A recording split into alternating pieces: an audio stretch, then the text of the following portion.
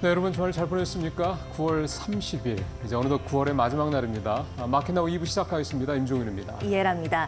9월의 마지막 거래일이 다가왔네요. 네. 그 현재 구간에서 양 지수는 약세 전환한 채 지속이 되고 있고요. 네. 어느 쪽을 많이 파나 또 누가 많이 파나 봤더니 외국인이 자동차와 또 반도체를 중심으로 많이 파는 모습이 예. 나타나고 있습니다. 이번 주 한 주 퐁당퐁당 연휴가 같이 혼재해 있어서 어느 때보다 전략 체계적으로 챙기셔야 될 때 아닌가 생각이 듭니다. 예, 이번 주는 또 미국의 고용 지표들이 대거 발표가 됩니다. 네. 8월과 달랐던 거는 이번에는 뭐 FOMC의 뭐 금리 뭐 관련된 이런 부분이 있는 건 아니긴 한데 이제 미국의 고용 지표 또 미국의 ISM 제조업이나 서비스업 지표 발표된다라는 거는 결국은 미국의 이제 제조업 관련된 또 서비스업 관련된 어떤 부분들 이런 부분들이 좀 동시에 발표가 되다 보니까 이제 미국 경제 자체에 대한 관심들이 좀 더 큰 한 주가 될 것 같습니다. 아무래도 고용 지표가 예상치보다 좀 많이 나쁘게 나온다 그러면 또 뭐 경착륙에 대한 우려가 또 나올 테고요. 뭐 예상치대로 나온다 그러면 미국 경제가 연착륙으로 잘 순항하고 있다 이런 식으로 나올 거예요. 시장에는 또 그게 보탬이 될 수 있을 것 같기도 하고요. 어쨌든 특히 제조업은 뭐 2022년 이후에 계속 안 좋기 때문에 2020 올해 들어서 보면 이 서비스업 같은 경우 미국 경제를 사실상 떠받치고 있다는 평가가 나오는 만큼 서비스업 지표의 추이에 조금 더 관심을 갖고 올해 이번 주는 좀 지켜보시면 좋을 것 같습니다. 물가에 대한 또 집중도가 확 높아지는 한 주가 되겠다는 생각이 네. 드네요. 자, 그럼 먼저 현재 구간 우리 시장 주요 이슈부터 살펴주시겠어요? 예. 자, 보시죠. 예, 앞서 이해 랭커 말씀대로 약보합으로 지수는 좀 가고 있습니다. 두 지수 다. 전체적으로 오늘 섹터들도 강한 섹터 찾아보기가 쉽지는 않은데 해운이 오늘 좀 섹터 강하게 좀 보이는 거고요. 사료 요 섹터가 간만에 뜨네요. 그다음에 지난주에 이어서 이 중국 경기 부양 관련된 섹터들, 카지노, 중국 기업, 그다음에 면세점까지 괜찮습니다. 여기에 이제 중국의 국경절 연휴 이제 내일부터 시작이 되는 거죠. 그러니까 그런 부분들까지 좀 연결이 돼서 오늘까지 지난주에서 오늘까지 계속 강세를 좀 보여주고 있는데 상승 탄력은 조금 주춤합니다. 지난주까지 좀 많이 오른 데 따른 좀 뭐 피로감, 경계감 이런 것들이 작용하고 있다고 봐야 되겠죠. 유가도 그렇고 화학도 그렇고 유가하고 화학은 이제 오히려 중국의 경기 부양 어떤 기대감 때문에 좀 지난주까지 많이 올랐던데 이번 주 들어서 오늘 들어서는 하락세로 좀 돌아섰고 약폭도 좀 있는 편입니다. 철강, 구리 다 마찬가지죠. 지난주에 중국의 경기 부양 이슈로 강하게 올랐던 섹터들이 오늘은 대부분 다 하락하고 있다 이렇게 보시면 되겠네요. 전력, 설비까지도 마찬가지고 전선도 그렇고요. 예, AI, 로봇 다 약세고 화장품까지도 역시 중국 경기 부양 수혜 기대감이 있었는데 역시 오늘 작긴 한데 하락세로 돌아선 모습이고요. 의류도 마찬가지입니다. STO가 오늘 조금 소폭 상승하는 그런 모습을 보이고 전체적으로는 확실히 분위기가 조금 가라앉아 있기는 합니다. 자, 아무래도 이제 우리한테 가장 큰 관심사니까 반도체, HBM 관련된 내용부터 좀 보도록 하겠습니다. 반도체 들어가 볼까요? 예, 삼성전자, SK하이닉스 향후 실적은 어떨까에 대한 얘기인데 모건 스탠리 리포트 나오는 이후에 국내에서 보면 삼성전자와 SK하이닉스가 좀 엇갈리는 모습 보이고 있습니다. 모건 스탠리 보고서 이후에 특히 이제 마이크론 테크놀로지 실적에서 HBM의 수요가 굉장히 탄탄하다라는 그런 내용이 이제 확인이 되면서 SK하이닉스에는 외국인 매수도 좀 들어오고 주가도 훨씬 더 삼성에 비해서 탄력 있게 가는 그런 모습이 나타나고 있는데요. 결국 중요한 건 이제 3분기 실적이겠죠. 3분기 실적에서 뭐 당장 삼성전자 HBM 관련된 매출이 뭐 크게 늘어난다. 이 부분은 조금 뭐 그렇게 큰 기대를 하기는 어렵겠습니다만 다른 즉 범용 D램이라든가 낸드 쪽 이쪽 상황에 대한 것들이 수치로 확인이 될 거기 때문에 그런 부분들이 실제로 모건 스탠리의 보고서처럼 수요가 좀 정점을 찍고 내려가는 것으로 확인이 된다 그러면 삼성전자 주가는 앞으로 더 좀 쉽지 않겠죠.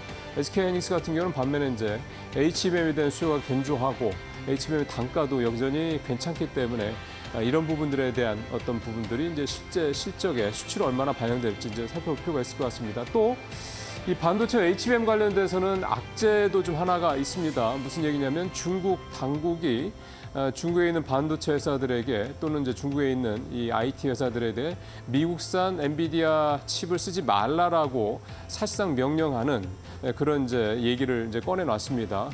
이게 이제 뭐 아시다시피 중국도 이제 정부에서 뭐라고 하면 기업들이 안 따라갈 수가 없는 그런 구조인 거 잘 아시죠? 그러다 보니까 이제 결국은 엔비디아 칩 사지 마 이렇게 얘기가 되다 보니까 지금 현재 중국에 들어가고 있는 H20과 같은 이제 약간 저가형이죠.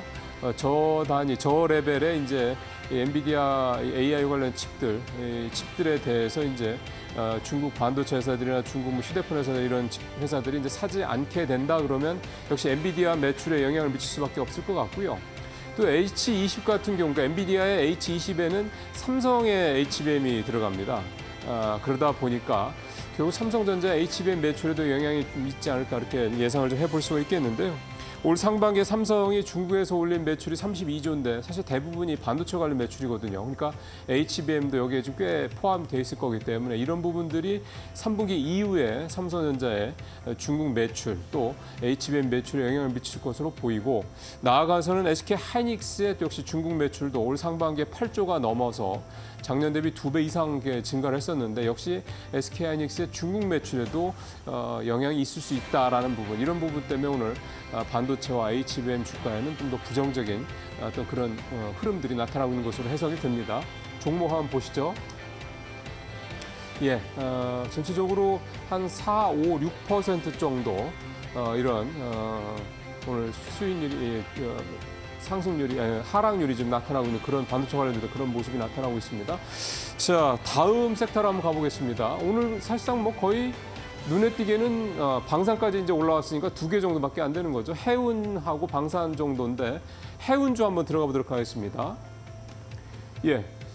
역시 해운주도 글로벌 악재가 나왔습니다. 해운주한테는 호재지만 이제 수출하는 회사들한테는 상당히 좀 악재가 또 하나 터졌는데요.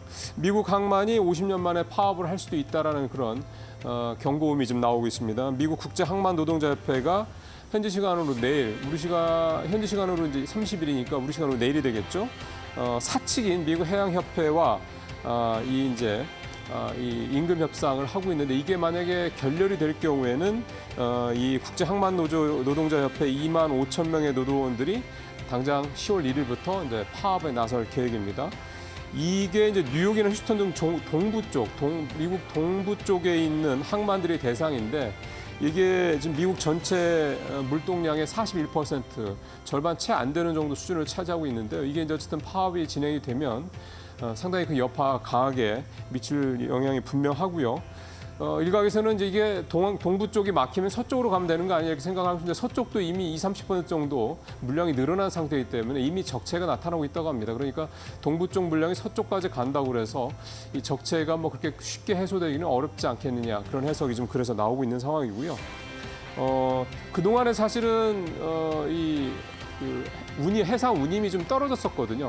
미국 동부나 서부 정도 오늘의 전고점들이 30% 좀 넘게 해상 운임이 떨어졌었는데 이게 다시 이제 올라갈 가능성이 높아졌습니다. 실제로 글로벌 주요 선사들이 미국 동안 선적하는 그 노선에 대해서 500달러에서 1,500달러 이제 할증을 붙이겠다라고 이미 발표한 상황이기 때문에 해상 운임은 이제 다시 올라갈 가능성이 높아진 상황입니다.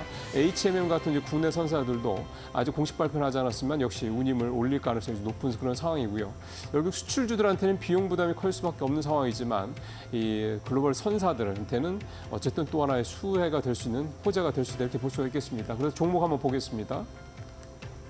예, SK 그린로지스가 다시 아마 많이 기억나실 겁니다. SK 그린로지스 흥하해운 올 상반기 때 이 해상 운임 급등할 때 상하이 컨테이너 운임 지수 막 급등했을 때 연일 이제 앞에 많이 올랐었죠. 2자릿수 상승률도 뭐 자주 기록을 했었고요.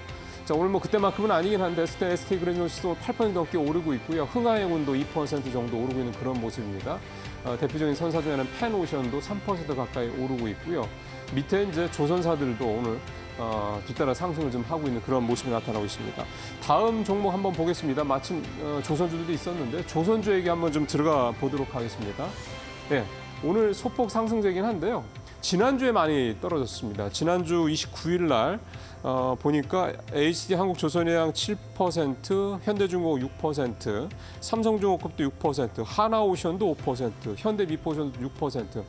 굉장히 급락을 했었죠. 이렇게 이제 지난주에 조선주들이 급락했던 이유를 좀 살펴보니까 뭐 여러 가지 이유가 있는데 SK증권에서 분석한 내용을 좀 보니까 미국의 경기 부양책 때문에 철광석이나 구리 등 원자재 가격이 올랐다. 그럼 당연히 푸파한과 같은 이 조선 그 재료값이 올라갈 가능성이 높다. 그렇게 되면 아무래도 이제 수익성이 떨어질 수 있다라는 점 때문에 이제 조선주들이 급락을 했었던 그런 상황이었는데요. SK증권의 설명을 좀 더 붙여드리면 영향은 좀 제한적일 것이다 이렇게 얘기를 하고 있습니다. 왜냐하면 일단 현재 글로벌 선수들의 발주가 계속 늘어나고 있는 상황이고요. 그다음에 3년치 일감을 우리 조선사들이 이미 확보한 상태이기 때문에 흔히 얘기하는 이제 판매자 주도의 시장이 아직까지는 유지가 되고 있다. 이런 점에서 후판 가격이 오를 수 있겠지만 그 오른다라는 부분이 이를테면은 조선주들 입장에서 봤을 때는 조선사들이 좀 더 협상의 그 우위에 있기 때문에 상대적으로 제한될 것이다. 그런 얘기를 하고 있고 또 신조선 가격이 계속해서 오르고 있다는 점도 이렇게 새 배 가격이 계속 오르다 보면 후판 가격이 오를 경우 그 오른 후판 가격 인상분을 배 가격에 전가시킬 수 있는 그런 영향도 있다라는 거죠. 그런 부분에 있어서 현재 시장 자체가 판매자 우위 시장이라는 게 굉장히 어쨌든 강력한 힘을 발휘할 수 있다. 그래서 이제 이를테면 중국발 경기 부양에 따른 원자재 가격 상승 이 부분에 대한 부분들이 어느 정도 제한적일 수 있다. 이제 이렇게 SK증권은 분석을 하고 있습니다. 물론 상황은 좀 더 보긴 봐야 될 것 같습니다. 조선주 아까 두 종목 잠깐 봤었는데 조금 가격이 올랐죠. 하나 펜오션은 이제 여기 들어가면 안 되는 건데 어쨌든 예 현대 마린엔진 4%, 한화 엔진도 2%, 2.9% 올랐고 예 그다음에 조선 관련 이렇게 됐는데 앞서 한화 오션도 2%대 올랐었고요. 그러니까 조선주 오늘 일단 지난주 급락 부분에서 조금 반등을 하는 그런 모습들이 좀 나타나고 있습니다. 다시 처음 화면으로 돌아가 보겠습니다. 예, 이게 참 불과 몇 분 사이로 시시각각 변하죠. 아까 방산이 좀 강하게 나왔었는데 지금 조금 이제 상승폭이 좀 줄어들긴 했습니다. 방산주 잠깐만 보겠습니다. 예. 결국 이제 방산주의 강한 상승세 지난주에 많이 보였고 오늘 이번 주 들어서도 첫날 상승 흐름 유지하고 있는 거는 결국 중동 사태 때문이라고 봐야 되겠습니다. 일단 이스라엘이 헤즈볼라 이 반군 지도자들을 지금 거의 뭐 핀셋 포격을 해서 지금 하나하나 이렇게 암살을 하고 있는 그런 상황이고 이제 이런 부분들을 좀 뒤에서 바라보고 있는 이란 입장에서 이 상황을 계속해서 이제 좌시하지 않고 그냥 어떻게 놔둘 것이냐 아니면 뭔가 액션을 취할 것이냐 이 부분에 대해서 좀 여러 가지로 얘기들이 나오고 있습니다. 만약에 좀 판이 커진다 그러면 이란이 직접 뭐 이스라엘을 공격한다든가 이런 판이 갈 수도 있고 또는 계속해서 이란이 헤즈볼라라든가 이제 하마스라든가 그동안에 이제 지원을 해줬던 반 이스라엘 세력에게 이제 추가적인 어떤 그런 지원을 해서 이들이 이제 반격을 한다든가 이런 상황이 벌일 수가 있는데요. 어쨌든 이스라엘은 지금 어떻게 보면 좀 상대 측에서 반격을 하기를 좀 유도를 하고 있는 그런 상황인 거죠. 그래야지 네타냐후 이 총리의 그 권좌가 좀 더 이어질 수가 있기 때문에요. 이런 상황들이 여러 정치적 이런 욕심들 때문에 권력욕들 때문에 좀 많은 그런 애꿎은 이 민간인들이 좀 피해를 보고 있는 그런 상황도 함께 나타나고 있어서 안타까울 따름입니다. 방산주 주가 좀 한번 보겠습니다. 예, 방산하면 뭐 나오는 회사 중에 하나가 스페코죠. 휴니드도 있고요. 빅텍도 있고요. 오늘은 스페코가 상당히 강한 모습 보이고 있습니다. 빅텍은 오늘 2% 정도 이런 모습 좀 보이고 있는 그런 상황입니다. 네, 방산주까지 오늘 해서 이슈 브리핑 마무리하도록 하겠고요. 계속해서 이데일리온 파트너와 함께 종목 얘기 자세하게 좀 들어보시도록 하겠습니다.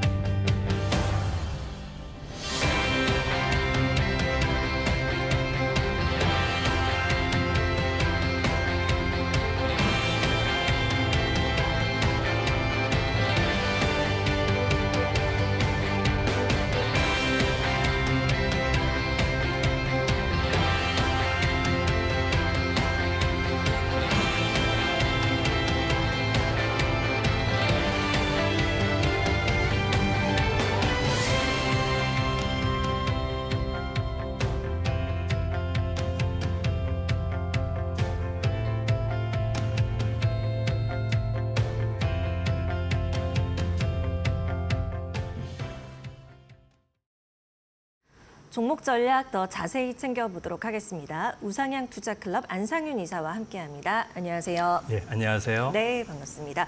자, 그러면 오늘 종목 얘기 하나씩 나눠보도록 할게요. 오늘 거의 상승하는 섹터 업종을 찾기가 어려운 가운데 이 해운 쪽이 빨간불을 켰더라고요. 네. 점검해볼까요?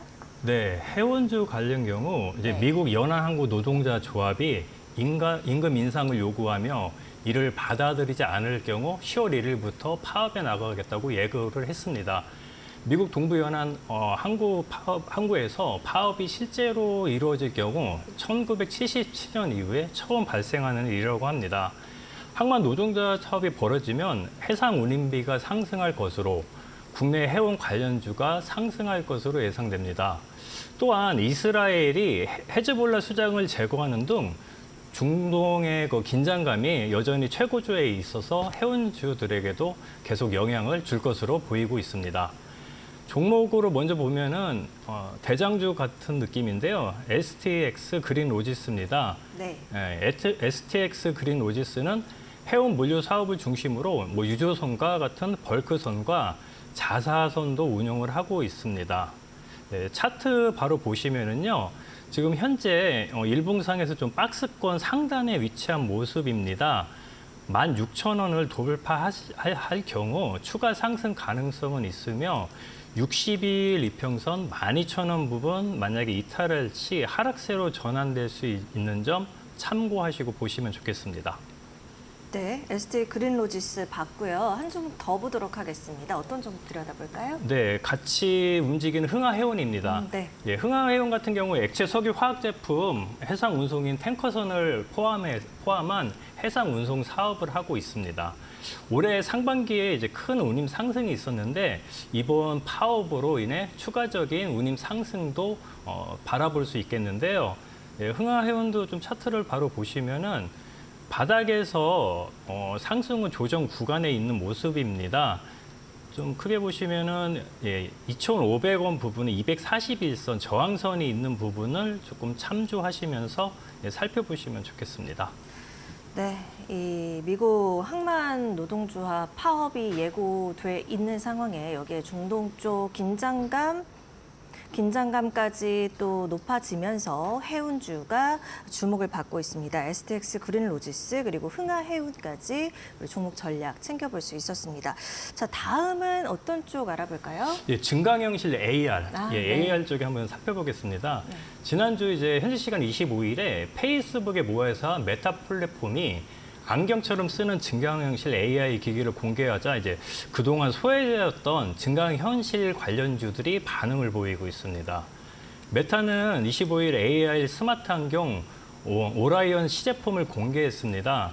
지금까지 AR 기기는 헤드셋 고글 같은 형태인데 오라이언은 검은색 두꺼운 뿔테 안경처럼 생겼으며 문자 메시지, 영상 통화, 유튜브 영상 시청까지 가능합니다. 이용자 시야에 표현할 수 있게 마이크로 렌즈를 통해서 3차원 이미지를 투사시켜 홀레오그램 AR 기능을 구현하는 것입니다. 이용자는 스마트워치와 같은 손목 밴드를 통해서 눈의 운동을 추적하는 내장된 카메라와 같이 연동해서 손으로 디스플레이를 클릭하거나 스크롤을 할 수 있습니다. AI 기기들이 이제 기술적 한계로 주춤했다가 구글, 애플, 메타 등이 다시 이제 개발에 박차를 나선 것으로 알려져 경쟁이 예상됩니다. 이 관련해서 이제 국내 기업에서는 자이언트 스텝이 조금 크게 반응을 하고 있는데요. 자이언트 스텝은 AI 기반의 리얼타임 콘텐츠 솔루션 기업으로 국내 대표적인 AR, VR 소프트웨어 개발로 메타의 AR 기기와 관련된 사업 기회가 확대될 것으로 보여집니다.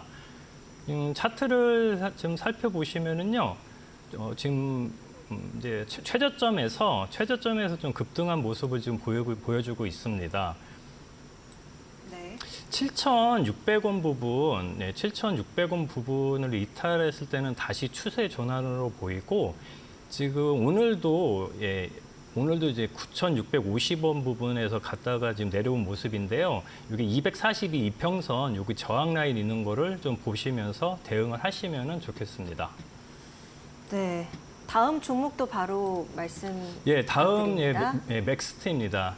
맥스트는 이제 증강현실 AI 원천 기술을 가지고 관련 개발 플랫폼 사업을 영위를 하고 있습니다.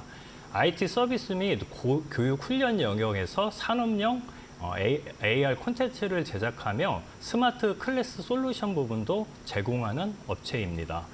예, 차트를 보시면은 최저점 구간에서 요 최근에 그 재료를 의해서 급등한 모양새인데요. 지금 3,400원 부분에 저항 라인이 있는 점 좀 보고 대응을 하시면 좋겠습니다. 네, 증강현실 AR 관련 종목 두 종목 살펴봤습니다. 메타가 지난주에 AR 안경 이 오라이언을 공개를 하면서 다시금 관련 종목들이 주목을 받고 있는 모양새인데요. 제가 걱정되는 것은 이렇게 또 한 번 올랐다가 이쪽에 대한 변동성이 너무 커져서 지금 말씀해주신 그 추세선에 대해서 잘 전략을 잡고 가는 게 필요하겠어요. 네, 그리고 또 뭐 별도 말씀드리면 이제 AR 증강현실 같은 경우 기존에도 좀 변동성이 크고 지금 사실 그 메타에서도 이제 이번에 안경으로 모양새로 만든 그 제품도 네. 사실 실질적으로 출시되는 데는 좀 시간이 걸릴 만큼 좀 단기적인 좀 이슈로 보시고 좀 요런 종목은 좀 보시는 게 좀 네. 좋을 것 같습니다. 단기 모멘텀으로 작용할 가능성이 크다. 그러니까 지금 안상윤 이사가 제시한 이런 가격 라인 잘 살피시는 게 좋을 것 같습니다. 자, 다음 섹터 보도록 하겠습니다. 이번에는 어떤 쪽 볼까요? 예, 인쇄 회로 기판 네. PCB 섹터 좀 잠깐 좀 살펴보겠습니다. 인쇄 회로 기판은 반도체 및 IT 부문에 필요한 핵심 부품입니다. 반도체 산업의 밸류체인 경쟁력을 강화하기 위한 반도체 기판 패키지 등에 대한 중요성도 부각이 되고 있는데요. 종목으로 뉴프렉스 같은 경우 메타 플랫폼이 AI 기기를 공개하면서 메타의 연성 PCB를 공급하는 뉴프렉스가 이게 주목을 받으면서 이게 최근 주가 상승세를 보이고 있었습니다. 뉴프렉스는 삼성과 LG전자 계열사의 제품을 공급하고 있고 메타 외에 해외 폭스콘에도 제품을 공급하고 있습니다. 뉴프렉스는 현재 헤드셋 고글 형태의 메타의 AR 기기 메타 퀘스트에 연성 PCB를 해외 모듈사를 통해 납품을 하고 있습니다. 네, 차트를 보시면은 현재 121선 이평선 위에 지금 위치한 모습인데요. 7,000원을 돌파하면은 네, 좀 9,000원 부분까지 좀 상승 가능성은 있어 보입니다. 네. 다만 5,300원을 이탈할 경우에는 다시 좀 하락 추세로 갈 수 있는 점은 좀 같이 참조해서 보시기 바랍니다. 5,300원이요? 네. 예, 알겠습니다. 다음 종목 이어서 말씀해 예, 주시죠. 다음 종목은 태성입니다. 태성은 PCB 공정 장비와 PCB 자동화 생산에 필요한 핵심 설비인 습식 설비 전문 업체입니다.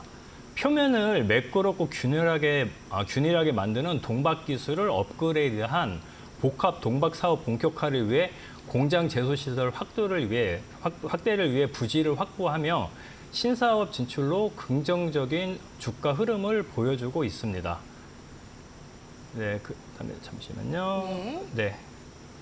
네, 차트 한번 이어서 볼게요. 예, 태성 차트를 보겠습니다. 지금 계속 상승세를 보이고 있고 금일도 역사적 신고가를 기록을 하고 있습니다. 지금 역사적 신고가를 기록하는 만큼 여기에서는 2,300원 부분을 지지 라인으로 보시고 대응하시는 전략이 유효해 보입니다. 네, 태성과 유프렉스까지 살펴봤습니다. 유프렉스의 경우 7,000원 돌파 시 9,000원까지 상승 가능한 구간에 있다. 하지만 5,300원 이탈할 때 추세 전환 가능성이 있으니 유의하자라고 살펴볼 수 있었습니다. 자, 우리 마지막으로 또 오늘장에 좀 주목해 볼 만한 그러한 업종이 있을지, 섹터가 있을지 볼까요? 네, 사료입니다. 네. 네. 사료가 금일 시초에는 좀 지지부진하다가 네. 예, 지금 좀 상승하는 모양새를 보여주고 있는데요. 지금 사료 부분에는 이제 미국 등 주요 곡물 생산국에서 극심한 가뭄으로 인해 흉작이 발생하고 있고 네. 아까 이제 해운에서 말씀드린 것처럼 미국 동부에서 항만 노동자들이 파업이 돌입할 경우 글로벌 공급망이 마비되고 식량 수급에 차질이 생길 거라는 우려가 나오며 예. 이는 사료 원재재 가격 상승으로 그 사료 업체들한테는 실적 개선 효과를 기대할 수 있겠습니다. 우선 이제 고려 산업을 보시면은요. 고려산업은 가축력 배합 사료 제조 및 판매 사업을 영위하고 있습니다. 미국 남미 등에서 옥수수와 대두박 등 원료를 수입해서 국내 생산 구성에서 다양한 종류의 배합 사료를 생산하고 있습니다. 원재료 대부분을 수입에 의존하는 사료 산업의 특성상 국제 곡물가가 매우 중요한데요. 네. 중국 경제 침체로 실질적으로 원료 가격이 이제 기존에 비해서 조금 하락을 하고 있었는데 이번 글로벌 공급망 마비 사태가 발생하면서 원료 가격 상승이 되어 판매 가격 상승으로 이어질 수 있겠습니다. 네. 네, 고려산업 이제 차트를 한번 보시면은요. 네, 좀 하락세에서 최근 이제 급등한 모습인데요. 일봉상 보시면은 좀 3,400원 부분에 3,400원 부분에 좀 강한 좀 매물대가 보이고 3,400원을 좀 돌파할 시 좀 진입을 하시는 게 조금 유리해 보입니다. 그리고 주봉상으로 보시면은요. 주봉상 보시면 또 3,900원 부분에 매물대도 있는 만큼 이 부분 좀 참조해서 대응해 보시면 좋겠습니다. 네, 다음 종목 이어서 볼까요? 네, 다음 종은 이제 미래생명자원입니다. 미래생명자원이 이제 사료 쪽에서 좀 대장주의 모습을 보이고 있는데요. 고려산업이 이제 가축력 배합 사료가 거의 전체 매출을 차지하는 반면 미래생명자원은 다양한 제품을 선보이고 있습니다. 사료 사업을 물론 주로 하고 있기 때문에 네. 주요 곡물 생산국의 가뭄과 글로벌 글로벌 공급망 불안으로 인해 네. 곡물 가격이 상승하면 수혜가 기대가 되는 종목입니다. 네. 이 종목 같은 경우 지금 4,900원 부분에 매물대가 좀 존재를 하는데 지금 4,900원은 조금 올라와 있는 모습이 있고요. 지금 돌파하고 있으니 뭐 한 6,000원 부분까지는 좀 보셔도 될 거는 같습니다. 네. 자, 한 종목 더 이어서 볼까요? 그다음에 KC 피드입니다. KC 피드는 이쪽 사료 쪽에서 조금 후발주로 좀 보셔도 될 것 같고요. 배합 사료가 이제 주된 사업으로 특히 양계형 사료가 매출의 60% 이상을 차지하고 있습니다. 여기도 주 원료가 옥수수와 대두박으로 글로벌 공급망 불안에 수혜를 받을 수 있는 종목으로도 볼 수 있겠습니다. KC피드 이제 차트를 보시면은요. 일봉상으로는 이제 매물대를 어느 정도 소화하고 상승해주는 모습입니다. 주봉상으로 보셨을 때 3,000원 부분을 조금 더 돌파를 해주면은 추가 상승 여력이 있어 보입니다. 네. 원료가 상승이 판매가 상승에 이제 영향을 줄 수밖에 없는 부분이기 때문에 이런 부분들을 짚어주셨습니다. 사료 관련주 세 종목 살펴봤습니다. 고려산업, 미래생명자원, 후발주자인 KC피드까지 살펴볼 수 있었습니다. 자, 그럼 이사님 오늘장 현재 구간에서 공략해보면 좋을 종목이 있다면요? 예, 해운주 중에서 하나 뽑아와봤습니다. 예, HMM입니다. 예, 아까 말씀드렸다시피 미국 항구 노조 조합 파업 사태의 불안이 여전히 존재하고 네. 중동 분쟁 등 지정학적인 리스크가 여전히 존재하는 상황에서 물류 병목 현상이 지속될 것으로 예상됩니다. 중동 지역의 홍해 사태 장기화로 운임은 양호한 수준을 유지할 전망으로 보여지고요. 또한 HM의 경우 미주 지역으로 많은 물량을 소화하고 있는데요. 이제 물류 성수기인 프라이데이와 블랙 프라이데이와 크리스마스 등 빅 이벤트를 앞두고 있는 만큼 좀 실적적으로 조금 호재를 보일 가능성이 있어 보입니다. 네. 그리고 HM 같은 경우에는 지금 네. 기관과 외국인과 금융 투자에서 아주 큰 매수세를 보여주고 있습니다. 지금 매수세를 보여주고 있는 점도 좀 참조를 하시고요. 네. 네, 차트를 보면서 좀 말씀을 드리면 네. H&M 차트 한번 네, 볼게요. HMM 차트를 보시면은요. 지금 손절가는 17,500원을 좀 잡으시고 목표가는 21,000원으로 보시고 대응하시면은 좋은 결과 있을 것 같습니다. 네, 오늘 H&M 살펴봤습니다. 해운 관련 종목이었고요. 가격적인 전략까지 챙겨들었습니다. 안상윤 이사와 함께했습니다. 고맙습니다. 네, 감사합니다.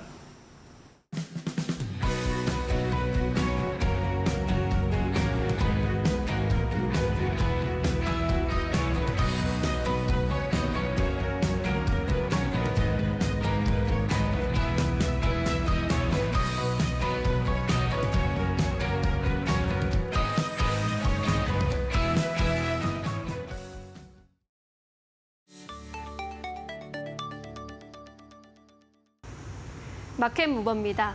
이제는 가벼운 안경 하나만 착용하면 손목 아프게 스마트폰을 들고 다니지 않아도 될지도 모르겠습니다. 스마트폰 하나에 모든 기능이 안경에 들어갈 것으로 보이기 때문입니다. 이 스마트 안경인 오라이언이 공개가 됐습니다. 메타에서 공개를 했는데요. 마크 저커버그 메타 CEO는 이 오라이언이 스마트폰의 뒤를 이을 것이다 라고 이야기를 했습니다. 이렇게 지금 마크 저커버그가 쓰고 있는 안경이 바로 오라이온인데요. 저커버그는 스마트폰 닮은 AR 안경이라고 했습니다. 이 오라이온이 문자 메시지 전송이나 사진 촬영은 물론이고 유튜브 동영상 시청과 화상 통화도 가능할 것으로 보입니다. 또 안경테 안에 마이크로 LED가 내장돼 있어서 렌즈를 통해서 눈앞에 그래픽을 비춰주게 됩니다. 이 화상통화 상대방의 아바타를 입체 홀로그램으로 구현하는 기술도 시연이 됐는데 이에 대해서 마크 저커버그는 마치 공간 이동을 하듯이 바로 눈앞에서 물체를 볼 수 있게 된다라고 설명을 했습니다. 이 오라이온 굉장한 기대감을 또 시장에서 받고 있는 상황이고요. 무게는 약 98g 정도로 굉장히 가볍고 내구성이 뛰어나다라는 설명입니다. 하지만 아직 구체적인 출시 일정이나 가격에 대해서는 공개하지는 않았습니다.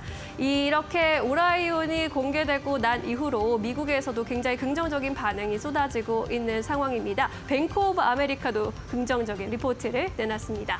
뱅크 오브 아메리카는 메타의 AR 안경, 스마트폰 다음에 컴퓨팅 디바이스가 될 것이다 라고 평가를 했고요. 목표 주가와 투자 의견 모두 상향을 하게 됐습니다. 투자 의견의 비중 확대로 제시를 했고요. 목표 주가의 경우에는 $585에서 $630로 상향을 했습니다. 오라이언 상당히 넓고 뛰어난 잠재력을 지니고 있다라고 평가를 했고요. AR과 VR에 대한 가능성 그리고 인공지능에 대한 메타의 혁신을 보여주었다라는 평가입니다. 메타버스 시장 규모도 확대될 것이라고 전망을 하면서 오늘 국내 시장에서 메타버스 관련주들, AR, VR 관련주들도 탄력을 받고 있는 상황입니다. 관련주로는 삼성전자, SK하이닉스, LG 디스플레이, 네이버가 대표적으로 또 꼽히고 있는데요. 삼성전자는 구글과 퀄컴 등과 협력해서 스마트 안경을 개발하고 있습니다. SK하이닉스와 LG 디스플레이는 올레도스 기술을 공동 개발하고 있는 것으로 알려지면서 또 관련주로 엮이고 있습니다. 네이버 역시 메타버스 플랫폼 제페토를 운영하고 있어서 관련주로 주목받고 있는 상황입니다. 관련주 투자하시는 분들 체크해 보시면 좋겠습니다. 지금까지 마켓무버 전해드렸습니다.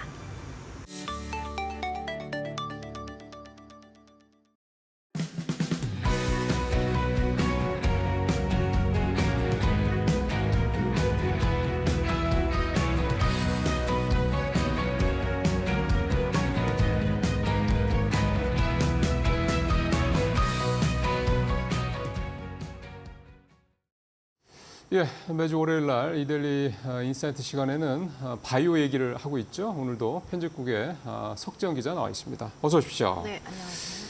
퀀텀 매트릭스는 우리 한번 했던 회사입니다. 네. 그때 폐혈증 관련된 그 키트 얘기를 한번 했었던 회사고, 근데 이번에 오늘 저도 좀 제목을 보니까 치매 관련 진단 키트 이 얘기네요. 네.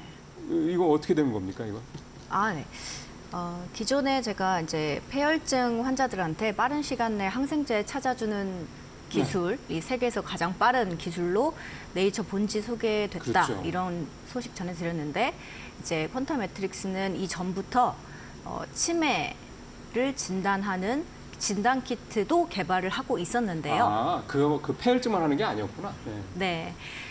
그 혈액으로 이제 간단하게 치매를 조기 검진하는 키트가 이제 최근에 복지부 산하의 한국보건의료연구원 넷카라고 불리는 네. 곳으로부터 평가유예 신의료 기술로 선정이 됐습니다. 그래서 이제 앞으로 2년 정도는 이제 비급여 시장에 진출을 할 수 있게 된 겁니다. 네. 평가유예 신의료 기술은 말 그대로 새로운 의료 기술에 대해서 평가를 어느 정도 기간 유예해주는 제도라고 보시면 되는데요. 2년 동안 유예를 해주는데 그 기간 동안 의료 현장에서 돈을 받고 또 제품을 팔면서 네. 나중에 신의료 기술이라는 그 평가를 이제 받아야 되는데 네. 그때 이제 쓸 임상적 근거를 그 돈 받고 팔면서 이제 쌓으라 이렇게 해주는 제도라고 보시면 됩니다. 통상적으로 이 신의료 기술을 이제 평가를 하는 그 기간이 한 150일 정도 걸린다고 해요. 2년 유예를 하고 150일 동안 또 더 평가를 하고. 하는데 이 150일 동안도 팔 수 있거든요. 제품을 비급여로. 그래서 2년 반 동안 이제 비급여 시장에 제품을 팔 수 있게 됐다. 이렇게 이야기할 수 있겠습니다. 예, 이게 사실은 그러니까 아직 캐시플로우가 확실하지 않은 그런 바이오 업체들한테는 네. 굉장히 좋은 기회네요. 그러니까 그렇습니다. 돈을 벌면서 그렇습니다. 자기 제품에 대한 시장 평가도 받을 네. 수 있고 네. 이런 게 좀 많이 나올수록 이 자금, 그러니까 기술은 있는데 자금이 좀 쪼달리는 이런 바이오 업체들이 많다 보니까 네. 되게 좋은 기회가 될 것 같은데, 근데 이게 네. 약품하고 네. 의료기기하고는 네. 이게 이를테면은 소비자들한테 접근하는 방식이 좀 다른 것 같으네요. 맞습니다. 식약처 뭐 평가만 뭐 확인만 되면 그냥 뭐 이게 아닌 모양이네. 네. 신약 같은 경우는 식약처 승인 허가를 받으면 바로 이제 시장에서 네. 팔 수 있는 있지만 거고. 네. 의료기기 같은 경우는 식약처 품목 허가를 받은 이후에 또 신의료 기술 평가를 그러니까. 받아야 합니다. 콘타 같은 경우는 2020년에 이미 이 진단키트로 식약처 품목 허가를 받았는데요. 신의료 기술 평가 인증까지 받아야지 이제 건강보험심사평가원이 보험 수가를 정하는 품목 코드가 이제 생기고 네. 이후에 이 품목 코드가 있어야 병원에서 그렇죠. 처방을 내릴 수 있기 때문에 신의료 기술 평가를 받아야 합니다.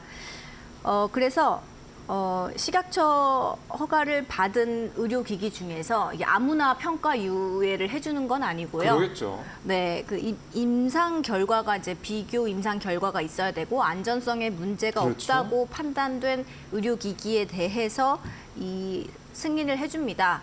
그래서 이 루트도 쉬운 길은 아닙니다. 그래서 이제 의료 AI 대표 주자로 꼽히는 루닛 그리고 뷰노 같은 경우도 예, AI 쪽에 진단 쪽이죠. 예. 네, 평가유예 신의료 기술로 승인을 받아서 현재 비급여 시장에 진출해 있는 상황입니다. 그 같은 방식으로 퀀텀 매트리스의 치매 진단 키트, 그러니까 이제 그 길을 똑같이 간다라는 거고.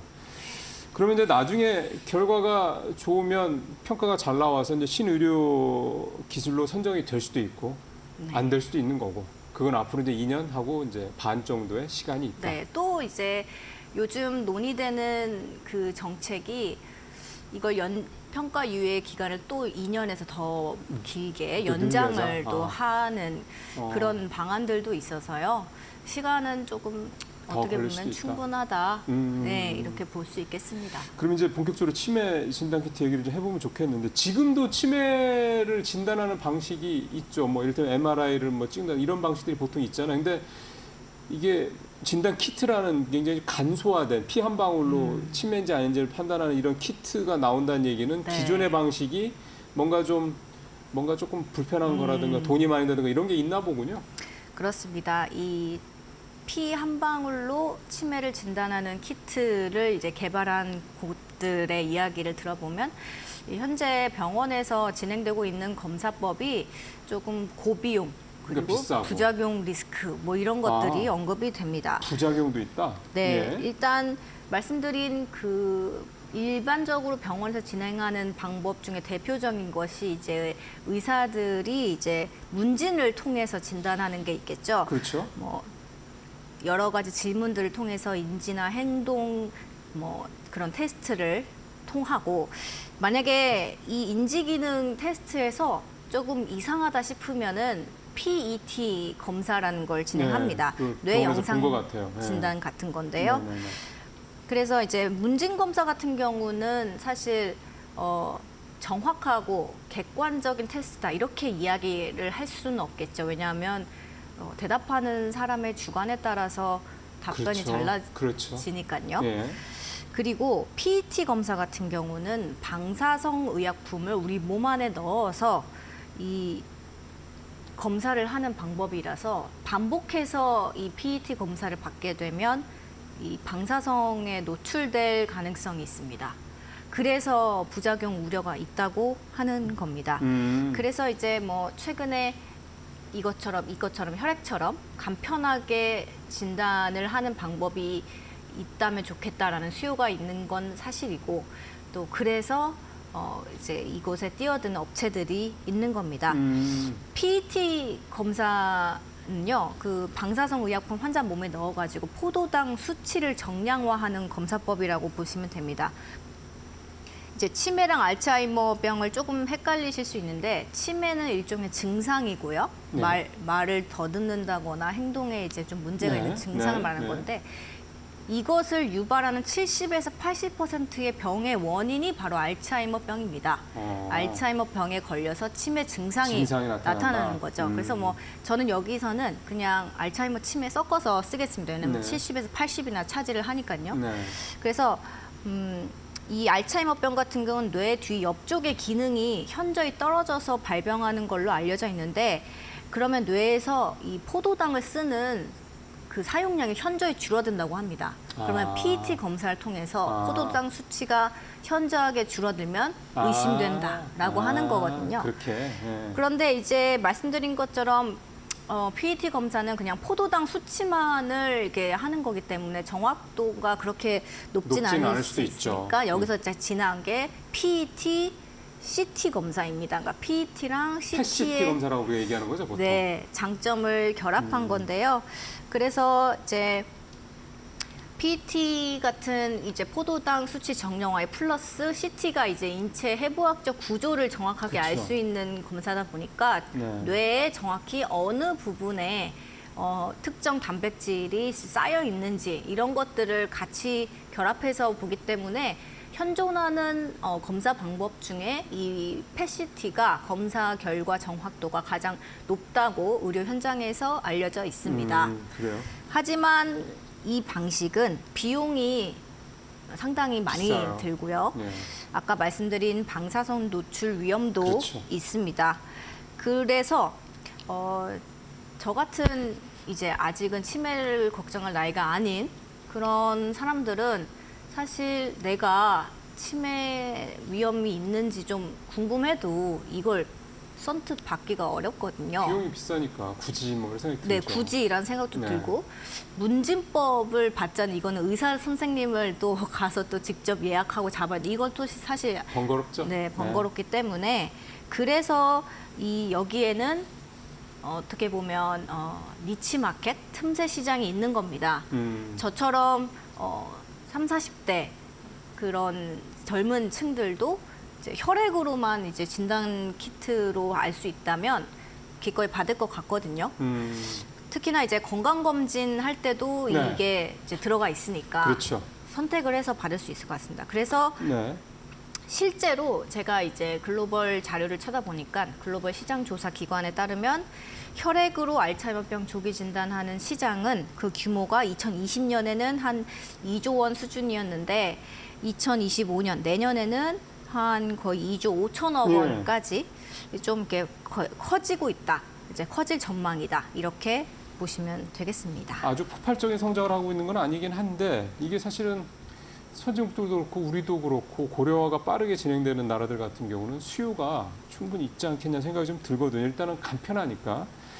그리고 뭐 30, 40대는 사실은 치매에 대한 생각을 별로 안 하기 때문에 굳이 뭐 돈 들여가지고 이렇게 할 것 같지는 않은데 고령자들이 계속 늘어나고 있다는 거 보면 시장 수요는 좀 있지 않겠냐는 생각이 듭니다.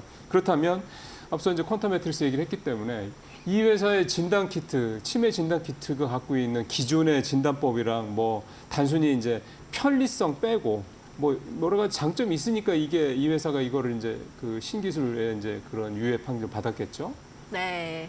퀀텀 매트릭스 설명을 들어보면 기존의 경쟁사, 국내 경쟁사 제품권은 바이오마커가 하나인데 네. 우리는 총 4개의 바이오마커를 검출한다라고 했습니다. 그게 무슨 의미예요? 바이오마커라는 건요. 네. 이제 몸속의 혈관, 세포, 뭐 DNA 같은 거를 이용해서 몸 안의 변화를 한마디로 알 수 있는 지표를 말합니다. 이 바이오 마커를 이제 빨리 검출할수록 우리 몸 안에서 어떤 병이 진행이 되고 있는지를 알 수 있는 어떤 시그널이 될 수 있는 거죠. 그러겠네요. 그러니까 바이오마커를 많이 해낼수록 어떤 미세하게 몸 안에 어떤 변화들을 알 수 있기 때문에 질병의 어떤 악화나 뭐 이렇게 근데 뭐가 있는지 진행 어떤 병이 있는지 상황이라던가. 그런 걸 알 수 그렇죠. 있다. 그렇기 때문에 이제 많은 바이오마커를 검출한다. 이거는 어떻게 보면 좀 이제 좀 촘촘하게 이 알츠하이머를 유발하는 치매를 유발하는 그런 인자들을 발견할 수 있다는 것이고 진단 결과가 조금 더 정확도가 높을 수 있다 이런 얘기죠. 그런 거죠. 그렇죠. 예. 또 그렇지만 이제 4개의 그 바이오마커를 이제 검출하기 때문에 그 정확도 자체는 또 떨어질 수 있습니다. 전체적인 정확도 자체는 또 떨어질 또 그래요? 수도 있고. 예. 그래서 이거를 이제 먼저 장점으로 이야기를 하고 뭐 인공지능 예. 기술을 활용을 해서 이제 알츠하이머병을 좀 더 빠르게 진단을 해낸다. 그 검사 속도. 결과를 속도도 좀 빠르게 예. 진행해낸다. 예. 그렇게 설명을 하고 있습니다.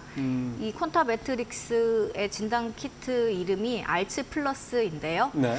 여기에 사용된 다중 마커 진단, 제가 아까 말씀드린 네. 다중 마커 진단 이 플랫폼이 이 네이처 논문에 소개된 그 퀀타 매트릭스의 원천 기술이기도 그때 그 폐혈증으로 올라갔던. 네, 합니다. 이 예. 폐혈증 진단, 폐혈증 환자들한테 빠르게 항생제를 찾아주는 이 전체 그 플랫폼 안에 이 큐맵이라는 네. 이 다중 마커 플랫폼이 들어갔는데 네. 이게 똑같이 이제 진단 키트에도 쓰였다. 이렇게 보시면 됩니다. 이게 원천 기술을 갖고 있다는 이런 장점이 있는 거네요. 그렇죠. 원천 기술 하나로 네, 여러 가지 다양하게. 제품들을 생산을 해낼 수 있다는 장점이 있죠. 아까 근데 경쟁사 있다고 말씀하셨잖아요. 네.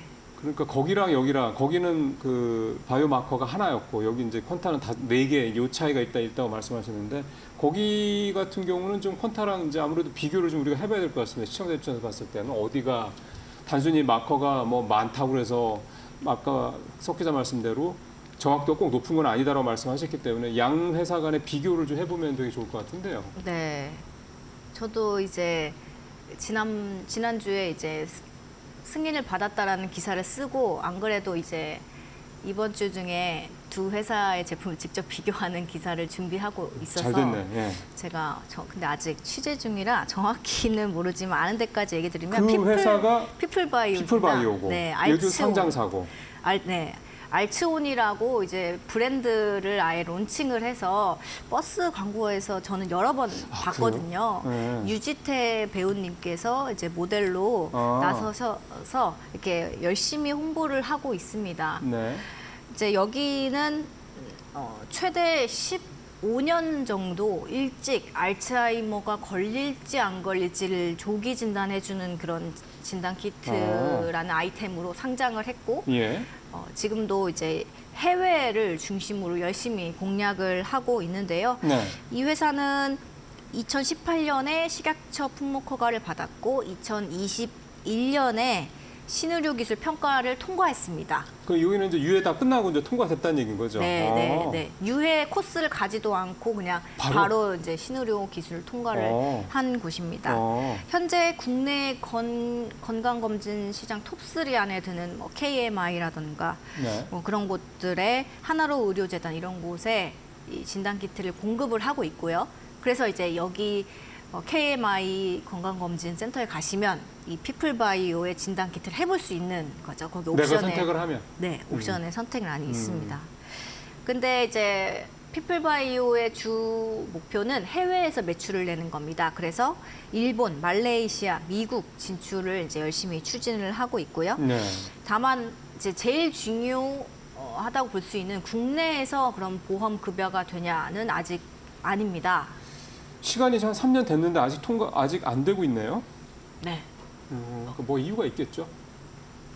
그래서 이제 알츠온이 병원에 그 진단 키트를 공급하는 납품가는 2, 3만 원대이고요. 그 소비자 구매가는 10만 원에서 15만 원 정도. 그러면 내가 어디 약국에 가서 이거 그냥 살 수 있는 거예요? 10만 원이든 15만 원이든 내면? 병원에서요. 병원에서. 네, 네. 내가 병원에서 내가 나 치매 받고 진단검사 받고 싶습니다. 싶어 하면 병원에서 진단을 해주고 검사를 해주고 그리고 이제 비용이 10에서 15만 원 정도다. 네. 가격이 아주 저렴하거나 사실은 그냥 한번 하지 뭐 이렇게 할 수 있는 금액은 조금 그렇죠. 아니긴 하네. 보험 급여가 이제 된다면 정말 그 수요가 폭발적으로 증가를 할 것 글쎄. 같거든요. 그래서 시장에서도 뭐 작년에 된다, 올해 된다. 그게 뭐 화두겠네요.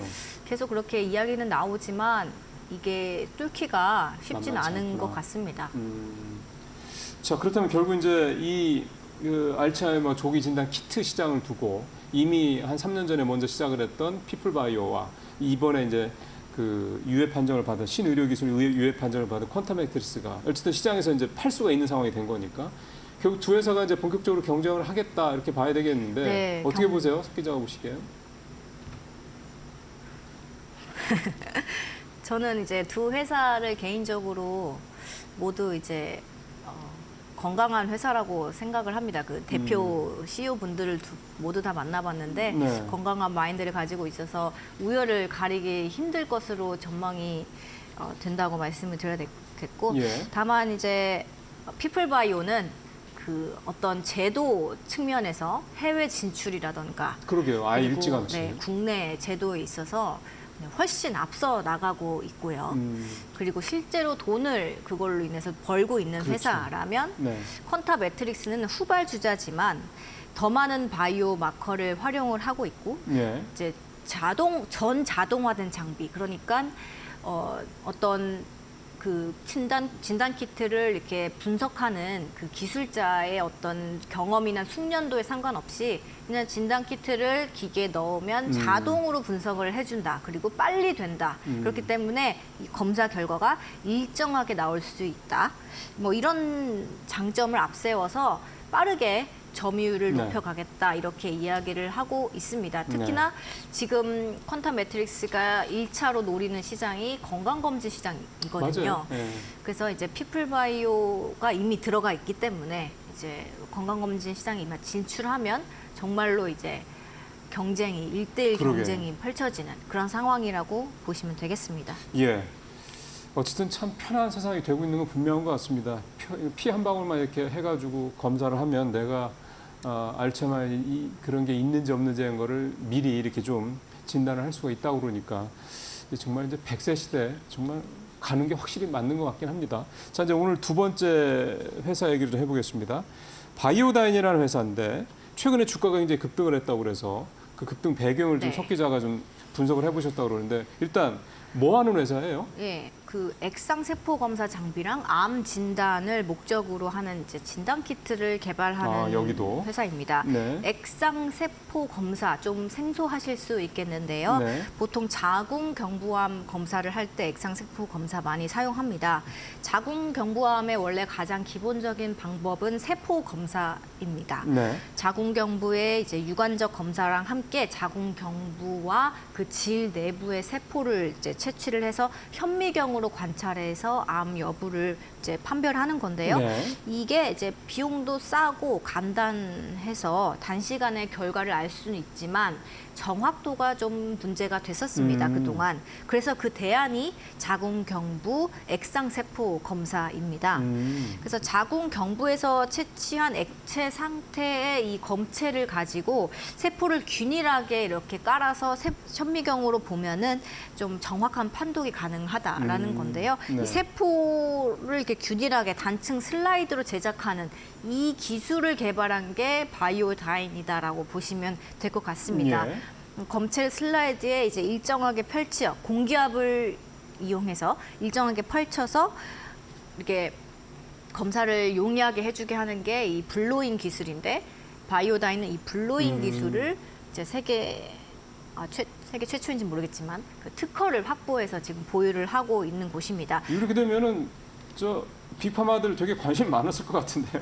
네, 안 그래도 이제 세계 1위 진단 키트 기업이죠. 로슈가 바이오다인의 이 블로잉 기술에 반해서 이제 기술 도입을 했습니다. 네. 2019년 2월에 기술 이전 계약을 통해서 20년 장기 독점 계약을 하는 계약을 맺었고 예. 이제 바이오다인은 일정 부분 로열티 판매액의 매출액의 일정 부분을 이제 받기로 된 거죠. 그럼 지금도 로열티를 받고 있는 걸 테고. 네, 그렇습니다. 예. 근데 주가가 최근에 많이 뛰었다는데 얼마나 뛴 거예요? 지금 보니까 3개월에 45% 가까이 뛴 걸로 일단 화면에 좀 나오네요. 뭐 23일 종가 대비 최근까지 한 40% 이상 올랐다는 걸로 아, 알고 그러면 이게 있습니다. 최근 저 주가가 최근에 다 오른 거구나. 네. 그러네요. 좀 차트도 최근 들어서 아주 급등을 하는 그런 모습이 좀 나타나고 있는데 뭔가 이제 이렇게 주가를 40%나 최근에 급등시킬 만한 이슈가 있을 텐데 어떤 게 있는 겁니까? 세계보건기구 WHO의 가이드라인이 좀 바뀌었는데요. 네. 한마디로 로슈의 검사를 추가로 해라라는 겁니다. 그 HPV 환자로 이제 확정을 하기 전에 특정 그 검사를 하나 더 해야 한다라는 건데 그 검사가 이제 로슈가 하는 거고 그 로슈의 검사량이 늘어날수록 바이오다인의 그 기술도 그렇죠. 더 많이 쓸 수밖에 없다. 그렇죠. 그래서 바이오다인이 이제 수백억의 매출을 기대할 수 있게 됐다라는 게 골자입니다. 이게 결국 로슈가 이 기술을 2019년도에 사서 지금 계속해서 쓰고 있다는 얘기고 앞서 말씀하신 WHO의 그 가이드라인이 개정되면서 더 수요가 늘어날 수밖에 없게 된 거다 이렇게 말씀을 하신 거니까 그리고 네. 중요한 거는 이게 로슈라는 이 빅파마들한테 기술이 잘하면 효과가 얘네들은 글로벌하게 장사를 한다는 거잖아요. 그렇죠. 그러면 이게 규모가 앞으로 되게 확장성이 크다고 봐야 되나요? 네, 뭐 시장의 애널리스트 분들 말들을 빌리면 로열티 규모가 한 수천억 원에 달한다고 합니다. 그래서 유진투자증권 같은 경우는 이제 바이오다인의 기술력을 통해서 이 진단키트 정확도가 상당히 이제 높기 때문에 2029년 로슈 시장 점유율 40%를 웃돌 거다. 아우, 예. 매출 대부분이 판매 로열티라서 바이오다인한테 수익성이 매우 높을 거다. 이렇게 설명을 했습니다. 네. 그래서 바이오다인의 이제 이런 블로잉 기술 같은 경우는 세포 진단 이외에 다른 진단법에도 사용을 할 수 있다. 단순히 이제 액체 생검 그 액체 세포 그 부분 말고도요. 예. 그래서 로슈에서 다른 진단법에도 적용해서 로슈에서 받을 그런 수익은 연간 최소 1,500억 원을 웃돌 것 같다. 근데 이게 이렇게 전망을 했습니다. 이게 대부분 남는 거 이 수익 아니에요, 이익 아니에요. 들어가는 게 특별히 더 크지 않은 거니까. 그렇습니다. 그러니까 원천 이게 되게 기술 보유하고 알짜배기네. 있기 때문에. 네, 그래서 이제 이렇게 주가가 급등을 하는 것 같고요. 네. 키움증권 같은 경우에는 바이오다인의 매출액을 2029년 2천억, 영업이익 1,500억 원을 기록할 것 같다. 이렇게 매출액이 2천억인데 영업이익이 1,500억이다. 75%네 영업이익률이. 네, 그렇게까지 했고 그래서 적정 시가총액 한 8,200억 원까지 바이오다인에 대해서 그렇게 예측을 그래요? 했습니다. 지금 시가총액이 700억대니까 아, 6,399억 원이에요, 시가총액. 시가총액이 예. 바이오다인. 아, 바이오다인은 저는 예. 참 피플다이오를 잘못 봤거든요. 그러니까 조금 더 올라갈 수 있는 여지가 있다라는 건데 이게 결국은 빅파마가 기술을 가져가느냐 하나. 두 번째는 지금 퀀텀 매트리스도 그렇고 바이오다인도 그렇고 공통적으로 느껴지는 게 그 갖고 있는 기술의 원천 기술의 확장성이 있느냐 없느냐. 그런 게 상당히 좀 중요하네요. 그렇습니다. 잘 키운 플랫폼, 원천 기술 하나로 여러 개의 이제 제품을 생산해내고 이걸 또 기술 이전을 또 어떻게 해서 세계 시장에 또 진출을 그러니까. 하느냐 이런 것들이 이제 의료기기 업체들한테는 아주 중요한 것 같습니다. 예, 사실은 저희가 하반기 정도부터 봐야 되겠죠. 특히 7월 하여간 뭐부터 바이오주들이 굉장히 좋죠, 주가가. 그러면 사실은 저도 이제 석 기자 매주 월요일 출연하는 이 바이오 요 시간 때문에 이제 바이오주들 얘기를 많이 듣긴 합니다만은 참 보면은 그냥 얼핏 보면은 매출 사이즈도 얼마 안 되고 그런데 주가는 뭐 몇만 원 하는 종목들이 많은데 이렇게 말씀 듣다 보면 하나만 성공을 하면 뭐 매출 뭐 1,000억에 예를 들어서 이 1,000억에 뭐 이익이 한 750억 이런 식으로 된다고 그러니까 이게 참 이익률이 일반 제조업이나 이런 데랑 비교하면은 뭐 상상할 수 정도로 높다 보니까 이게 주가에는 이런 어떤 부분들이 반영이 되는 것 같습니다. 네, 이번 주도 이대리 편집국의 석정 기자와 함께 국내 바이오 업계 얘기를 좀 자세히 좀 들어봤습니다. 수고하셨습니다. 네, 감사합니다.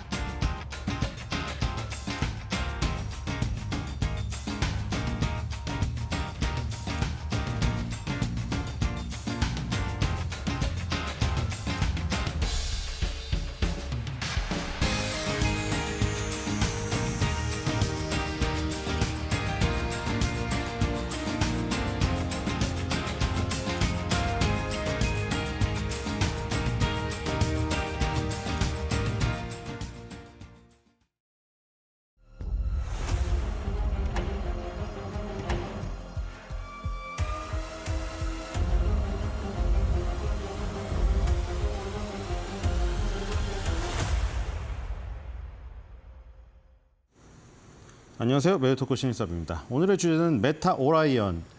내가 AI 시대의 게임 체인저가 될 상인가? 피트, 샘 알트먼, 샘 통나겠네입니다. 자, 아주 신박한 물건이 공개가 됐네요. 이 외관만 보면은 진짜 그 영화에서 보던 AI 안경에 가깝습니다. 그 무슨 메타 퀘스트니 애플 비전 프로이 나왔을 때만 해도 야, 저거는 아닌데 우리가 생각하는 건 그 드래곤볼 나오는 스카우터, 그쵸? 아니면 아이언맨에 나오는 아이언맨이 쓰는 그 안경 그 정도잖아요. 근데 자꾸 무겁고 막 덩치 크고 돌덩이 같은 걸 내놓으니까 아, 저걸 쓰고 어떻게 다니라는 거야. 그거 모가지가 휘청휘청할 텐데. 근데 지금 외관상으로만 보면은 지금 이게 무게가 공개가 안 돼가지고 지금 사실 판단을 못 하겠어요. 저희 무슨 옛날에 요즘에 고시촌에 사람이 없다지만 옛날에 고시촌에서 쓰고 있던 그 안경 같잖아요. 지금 고시생들이. 그쵸? 사법고시 준비하던 고시생들이 쓰는 안경 같아요. 그리고 딱 다루는 걸로 봐서는 크게 무거워 보이지 않는데 지금 일부러 연기하는 것 같지는 않았거든요. 손으로. 일부러 막 무거운데 가볍게 연기를 하는 것 같지는 않은데 아, 오늘 스펙을 공개를 안 하니까. 근데 어쨌든 지금 분명히 메타 퀘스트나 애플 비전 프로보다는 확실히 가벼워 보입니다, 지금. 만약에 저기에서 정말 저런 기능들이 다 된다면 이건 진짜 괜찮은데요. 지금 다들 좀 외관상으로는 반응이 괜찮죠. 모든 스펙은 지금 비밀리에 붙여져 있습니다, 일단. 근데 우리가 딱 있잖아요. 딱 아령 같지는 않잖아요, 솔직히. 지금까지 솔직히 아령 같았어요, 제가 보기에. 비전 프로 그거 아령 같더라고, 딱 봐도. 그렇지 않아요? 아령이나 무슨 종아리 마사지기인 줄 알았어요. 자, 이건 지금 일단은 외관상으로는 좋다. 자, 뒤로 가보겠습니다. 젠슨왕까지 지금 도우미로 나섰거든요. 자, 이게 아이언맨이 쓰는 안경인데 그냥 어떤 저기가 아니죠. 패션 안경이 아니라 영화 안에서는, 그렇죠? 영화 안에서는 여기 기능이 엄청나게 많아요. 이건 사실 공상과학 영화긴 하지만 이게 저기까지 부르잖아요. 우주에 떠 있는 그 위성에 숨어 있는 자기 편까지 불러내가지고 그런 기능까지 있잖아요. 대단합니다. 그러니까 어쨌든 외관상으로는 지금 이렇게 비슷했다, 지금. 뭐 이것처럼 되진 않겠죠, 영화니까. 자, 젠슨왕. 야, 외관은 거의 비슷합니다. 좀만 얇아지면은 저거예요. 아이언맨 쓰는 거. 그래서 젠슨왕이 이제 직접 쓰고 나와서 움직임이 좋다. 이렇게 하고 이런 영상이 나왔습니다. 메타와 이 지금 엔비디아의 이제 협력 관계는 아주 끈끈하기 때문에 이런 영상에도 나와줬고요. 자, 역시 가죽 자켓은 여전히 입고 있네요. 대단합니다. 들어가겠습니다. 잘 어울리네요. 조닉 같아요, 조닉. 자, 여기서 이제 AR 글래시스 그것만 한 게 아니라 5가지를 발표를 했거든요. 메타 AI, 그다음에 메타 퀘스트 3S, 라마 3.2, 레이벤 메타, 그다음에 마지막에 AR 글래시스 해가지고 이제 오라이언이 이제 마지막에 등장한 겁니다. 자, 5가지가 나왔는데 메타 커넥트 2024에서 자, 어떤 새로운 것들이 있었는가 봅시다. 메타가 솔직히 페이스북에서 메타 이름을 바꿨을 때 좀 긴가민가 하지 않았어요, 다들? 좀 왜 바꾸지? 그냥 페이스북 하지. 뭐 메타가 뭔데? 정체성이 뭔데? 그러다가 또 이제 메타버스 시대가 완전히 망했잖아요. 지금 뭐 망했다고 해야 되나? 망한 거 아니에요? 메타버스 하던 게 다 허상이었잖아요, 지금 당장은. 그러다 보니까 야, 쟤네 사명 변경 완전 정말 제대로 엉망으로 했네. 그랬는데 이제 보니까 역시 저커버그가 바보가 아니니까 저렇게 했구나. 이런 얘기가 또 나오고 있어요. 자, 메타 AI 봅시다. AI가 얼마나 발전했을까? 이 AI가 지금 이 애플이 결국에는 그 기회가 있었잖아요. 원래 시리가 있었는데, 그쵸? 그걸 좀 발전을 못 시켰죠. 그래서 챗 GPT가 나와서 장악을 해버렸고, 거기서 이제 엔비디아가 뜨게 됐죠. 자, 메타 AI 봅시다. 메타 AI가 이제 샘 알트먼이 왜 샘통나겠나 했냐면은, 이 메타 AI의 이 목소리 부분에서 여기서는 이제 그 배우들이 다 저기를 했어요. 다 협조를 했어요. 근데 이제 뒤로 가보겠습니다. 자, 근데 샘 알트먼이 원래 챗 GPT에다가 목소리를 넣으려고 했는데 그 허라는 영화가 있거든요. 물론 37만 명밖에 들지 않았으나 이 내용이 바로 그 내용입니다. 이제 이혼하고 남자가 외로워요. 우리도 그런 사람 있잖아요. 너무 외로워가지고 그 챗 GPT랑 우리나라에서 나온 것도 있잖아요. 우리나라에서 나온 거 어떤 유튜브가 AI가 시키는 대로 하루 사는 거 했는데 맨 마지막에 그쵸? AI 그 여성의 AI한테 고백을 했는데 차였잖아요. 우리 이제 사귀어볼래 했더니 아니라고. 그쵸? 근데 어쨌든 그때까지는 굉장히 위안이 됐어요. 아니, AI가 대화해주니까. 여기도 그 내용이거든요. 대화를 해주다가 여기에 사만다라는 AI가 나옵니다. 사만다라는 AI랑 대화를 해가지고 굉장히 마음의 위로를 받아요.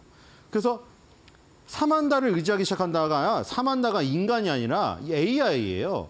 근데 이 AI 목소리를 연기한 그 배우가 바로 스칼렛 요한슨이죠.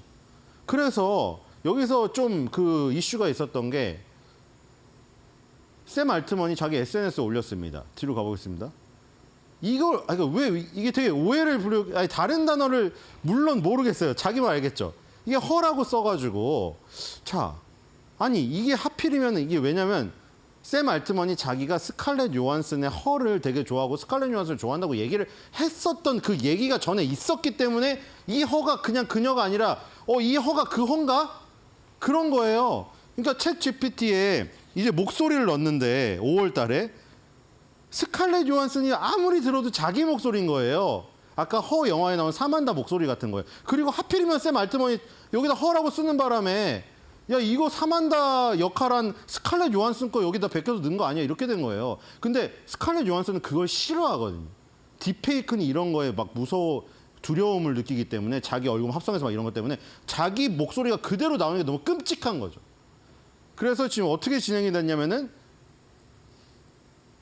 뒤로 가보겠습니다.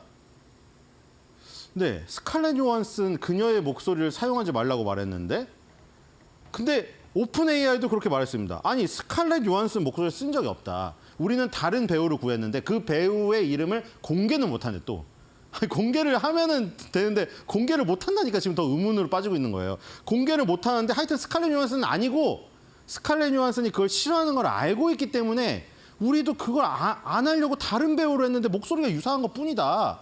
근데 스칼렛 요한슨은 그게 아니라고 지금 주장을 하면서 법률 고문 변호사를 선임해가지고 지금 이 오픈 AI에다가 저기 대응을 하고 있어요. 그래서 지금 샘 알트먼으로부터 9월 달에 챗 GPT 4.0 시스템에 목소리를 내기 위해서 나를 고용하고 싶다는 제안을 내가 받았기 때문에 자 이거는 아무 이 근거가 없는 얘기가 아니라는 거죠. 내가 나한테 했으니까 물어봤으니까. 그래서 지금 이런 내용들입니다. 스칼렛 요한슨은 계속해서 변호사를 통해서 방어를 하고 있고 그리고 아니 샘 알트먼은 나는 물론 제안은 했지만 싫다고 하길래 안 했다. 어쨌든 이렇게 진행이 됐습니다. 쭉 보죠. 이렇게 됐고 여기도 그런 내용입니다. 이 잡지사에서 인터뷰를 했는데 그렇죠. 오픈 AI에서는 분명히 지웠다. 여기서 스카이라는 기능인데 스카이라는 모델 여기는 사만다가 아니라 스카이예요. 챗 GPT의 스카이라는 애가 목소리가 너무 사만다 역할한 스칼렛 요한슨이랑 비슷하니까 그래서 스카이에서 그 AI 목소리 그 기능을 지워버렸대요. 지워버렸지만 계속해서 스칼렛 요한슨은 내 거를 갖다가 무단으로 썼다 이거죠. 어쨌든 지금 아직도 진행이 되고 있습니다. 몰라요 지금 어떻게 되는지. 자 이런 게 있었는데 메타 AI는 아주 깔끔하게 오히려 배우들이 하고 싶어가지고 자 이분 그 유명하신 분 아닙니까? 항상 우리 톰 형 영화의 그 상관 IMF의 상관 아니에요 IMF. IMF가 그 우리나라 그 IMF 말고 IMF의 상관으로 나오는 그분이 여기 목소리에 참여하셨고요. 그 다음에 우리 신하 형님. 신하 형님 많이 늙었어요. 우리 존 신하 형님도 참여를 하셨습니다.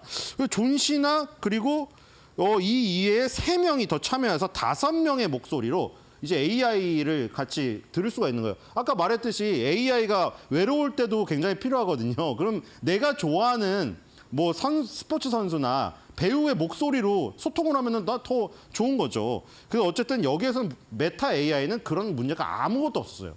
오픈 AI는 지금 스칼렛 요한슨 괜히 건드려가지고 지금 그 문제가 생긴 거고 메타 AI는 여기서 깔끔하다. 자, 뒤로 가보겠습니다. 그래서 메타 AI에 설명하는데 아주 지금 훌륭했고요. 자, 메타 퀘스트 3를 또 공개했습니다. 3S죠. 자, 메타 퀘스트 3가 72만 9천 원입니다. 우리나라 가격으로. 메타 퀘스트 3가 43만 9천 원이에요. 자, 이렇게 되면은 자, 비전 프로가 있고 메타 퀘스트가 있잖아요. 애플의 비전 프로가 있고 메타 퀘스트. 둘 다 조금 돌덩이 같긴 한데 자, 여기서 가격적으로 상당히 거의 반값입니다. 물론 성능을 낮췄어요. 성능을 낮췄고 요 메타 퀘스트 3도 512기가짜리를 $150를 다운시킨 가격으로 또 내놨습니다. 이제 예약 판매를 이때부터 시작해갖고 10월 15일부터 배송이 시작된대요. 그래서 요거를 계속 한다는 거는 무슨 얘기냐면은 메타버스 시대를 포기 안 했다는 거예요. 아까 메타버스 시대가 저물었다고 했죠. 메타버스 시대 저물었잖아요, 솔직히. 우리 다 막 메타버스 시대라고 해가지고 우리 진짜 무슨 가상현실이 진짜 그런 것처럼 생각이 됐잖아요. 우리 정말 모래를 막 해변가에서 와이키키 해변을 밟는 느낌이 나고 그런 걸 생각했는데 무슨 로블록스에서 말도 안 되는 그 장난감이나 눈앞에 왔다 갔다 하고 그러니까 다 실망한 거 아니에요, 지금. 그리고 이런 기기 쓰고 누가 이걸 다닙니까? 그런데 메타퀘스트 3S를 내놔서 예약 판매를 시작했다는 거는 메타버스 시대를 포기 안 했다는 걸 천명한 겁니다. 그래서 이 시장을 포기를 안 했습니다. 포기 안 했고요. 뒤로 가보겠습니다. 그리고 슈퍼 내추럴 앱이랑 배트맨. 그러니까 항상 그 거론되던 그거 아니에요? 그 기기를 샀는데 컨텐츠가 하나도 없다는 거 아니에요? 지금 컨텐츠가. 근데 이번에 지금 그 조커 2 개봉하잖아요. 내일. 근데 이제 배트맨의 10월 22일 날 배트맨 컨텐츠가 이게 나와요. 그래서 고담시를 직접 저 기기를 끼고 탐험을 해보는. 이런 컨텐츠가 뒷받침이 된다면 더 커질 수가 있겠죠. 그리고 두 번째로 가보면 앱을 또 새로 공개했습니다. 슈퍼 내추럴 앱이란 건데 자, 이거를 쓰고 이제 여러 그 사용자들이랑 같이 게임을 하는 거예요. 진짜 사물이 날라오는 걸 막 피한 다음에 주먹으로 부시고 막 이런 게임이. 자, 이런 것들을 일단 컨텐츠를 제공을 해주니까 기기의 어떤 그쵸? 유효성이 높아지겠죠. 자, 이런 것들 메타버스 포기 안 했습니다. 자, 애플 비전 프로를 꺾으려고 나가고 있고요. 자, 세 번째는 자, 레이벤 메타. 이 지금 레이벤 선글라스랑 협업을 해가지고 자, 요거는 이제 지금 오라이언으로 가기 위한 빌드업이잖아요. 5번의 오라이언. 그러니까 지금 잘 보시면은 AR을 포기 안 했어요. 가상현실을 포기 안 해서 메타퀘스트 3S를 내놨어요. 근데 그거의 문제점은 뭐예요? 너무 무겁고 앞이 막혀 있어요. 여러 사람하고 하는데 그 가상현실 속에서 하는 건지 눈이 뚫려 있진 않거든요. 자, 레이벤은 뭐가 들까요? 레이벤은 디스플레이가 없어서 아까 전처럼 배트맨 AR이라던가 내추럴 앱을 못해요. 근데 장점이 있죠. 정말 그냥 안경이고, 그쵸? 가볍고, 앞이 뚫려 있어요. 이걸 레이벤하고 계속 지금까지 계속 만들고 있었다는 것이죠. 여기 오른쪽에 여기 템플 상단의 버튼을 딱 누르면 전화 통화도 되고 음악 감상도 되고 사진 촬영도 돼요. 그리고 5월 달에는 지금 이 고글로 보면서 세상을 보고 이해할 수 있는 기능을 추가했고 이번에 공개한 거는 그겁니다. 외국어 표지판을 그걸 딱 보잖아요. 그럼 그 외국어 표지판을 해석해가지고 여기에 달린 스피커를 통해서 귀에다가 해석해서 바로 전달해줘요. 그거를 마크 저커버거가 공개를 했습니다. 그러니까 레이벤은 계속해서 레이벤 메타는 계속해서 진화하고 있는 것이고요. 또 이것도 있습니다. QR코드를 스캔해가지고 차량 주차 위치를 기억해냈다가 알려줘요. 예를 들어 우리 그 백화점 갔다가 주차 위치 까먹었을 때 얘가 알려줍니다. 자, 이런 것들. 그러니까 메타퀘스트 3S와 이 레이벤 메타의 장점을 합쳐서 오라이언이 탄생한 거예요, 결국. 자, 뒤로 가보겠습니다. 자, 이런 기능들이 있고요. 네, 카메라랑 촬영 뭐 다 돼요, 스피커랑. 그렇죠? 사고 싶네요. 뒤로 더 가보겠습니다. 그 다음에 요게 이제 누르는 기능이고요. 이번에 사물 기억하는 기능을 추가해서 공개했습니다.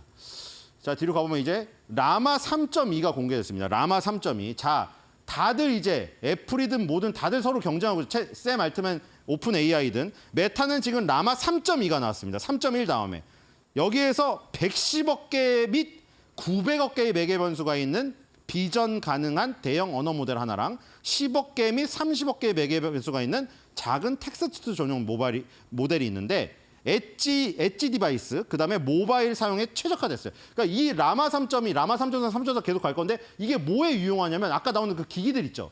메타퀘스트 3던, 오라이언이던 아니면은 메타가 소유하고 있는 페이스북, 인스타그램 이런 데서 이 AI가 진화하면 진화할수록 더욱더 사람 같은 대화. 아까 영화 허에서 나온 사만다와 같이 정말 그 여자에 빠질 정도의 그 자연스러운 대화가 가능하려면 얘가 진화를 해야 되는 거죠. 근데 라마 3.2가 지금 메타에서 얘기하기로는 가장 진화한 인공지능 모델이다. 그리고 학습을 지금도 끊임없이 하고 있다. 지금 주장하고 있습니다. 어쨌든 라마 3.2가 발표가 되겠고요. 자, 마지막으로 이제 오라이언 이게 이제 나온 거죠, 드디어. 그러니까 AR 메타버스 시장을 포기 안 했다는 것을 메타퀘스트 3S로 보여줬고 하지만 아직도 해결해야 될 문제. 너무 두껍고 무겁고 그런 부분을 여기다 해결했고 레이벤 메타에서 보여준 이 어떤 간편하고 이 디자인성 거기다가 레이벤 메타가 갖고 있지 못한 부분 디스플레이 얘는 이걸 다 갖고 있는 거죠. 한 번에 다 합친 거죠. 아까 전에 말했듯이 물론 지금 이 무게나 무슨 크기나 이런 정확한 스펙을 전혀 공개하지 않았어요. 출시일도 공개하지 않았고 그냥 시제품입니다. 근데 어쨌든 간에 지금 아까 메타퀘스트 3는 집에 앉아가지고 유선으로 해가지고 줄이 줄줄줄 달려가지고 그렇게 해야 돼요. 근데 이거는 무선으로 가능하다는 거죠. 이게 이 세 개의 어떤 그 아이템이 있으면 그래서 이런 지금 굉장히 신박하게 보이는 아직은 신박하게 보이는 제품이 나왔고요. 자, 이게 메타퀘스트 쓴 모습이고 이게 레이벤이고 그 다음에 이게 오라이언이죠. 그러니까 지금 보면 이거는 아무리 봐도 이걸 쓰고 다니기가 솔직히 그렇고 레이벤은 멋있긴 하나 디스플레이 기능이 없다. 자, 그것을 융합한 어떤 뭔가 굉장히 괜찮은 게 나오지 않았나 이런 지금 생각이 들고요. 메타가 역시 그냥 죽을 메타가 아니었어요. 뒤로 가보겠습니다. 자, 그래서 오늘 아니죠. 며칠 전에 이제 발표된 거를 5가지를 해보면 메타 AI 발표했고요. 그 다음에 두 번째로 가보겠습니다. 5배우의 목소리가 있는 메타 AI, 그 다음 메타퀘스트 3S가 나오면서 메타버스 시대를 포기 안 했다는 걸 보여줬고, 세 번째는 레이벤 메타. 이것도 레이벤의 모회사랑 2030년까지 계약 연장했답니다. 레이벤도 굉장히 잘 돼가지고요. 자, 4번째로 가겠습니다. 자, 그 다음에 라마 3.2. 이거를 다 지금 백업을 해줄 어떤 인공지능 AI 학습 도구 계속 성장하고 있고요. 자, 그래서 이런 것들을 모두 이제 기술력을 총집합하여 드디어 오라이언이 탄생했네요. 자, 5번째. AR 글래시스가 이제 탄생했습니다. 자, 이게 과연 게임 체인저가 될 수 있을까? 상당히 궁금합니다.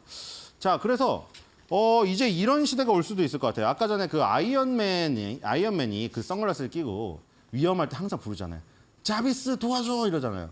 자비스 무슨 프로토콜 실시 막 이러잖아요. 이제는 자비스가 아니라 오라이언이 아이언맨 도우미가 되지 않을까? 그럼 이렇게 되겠죠. 오라이언 아이언맨 수트 푸식!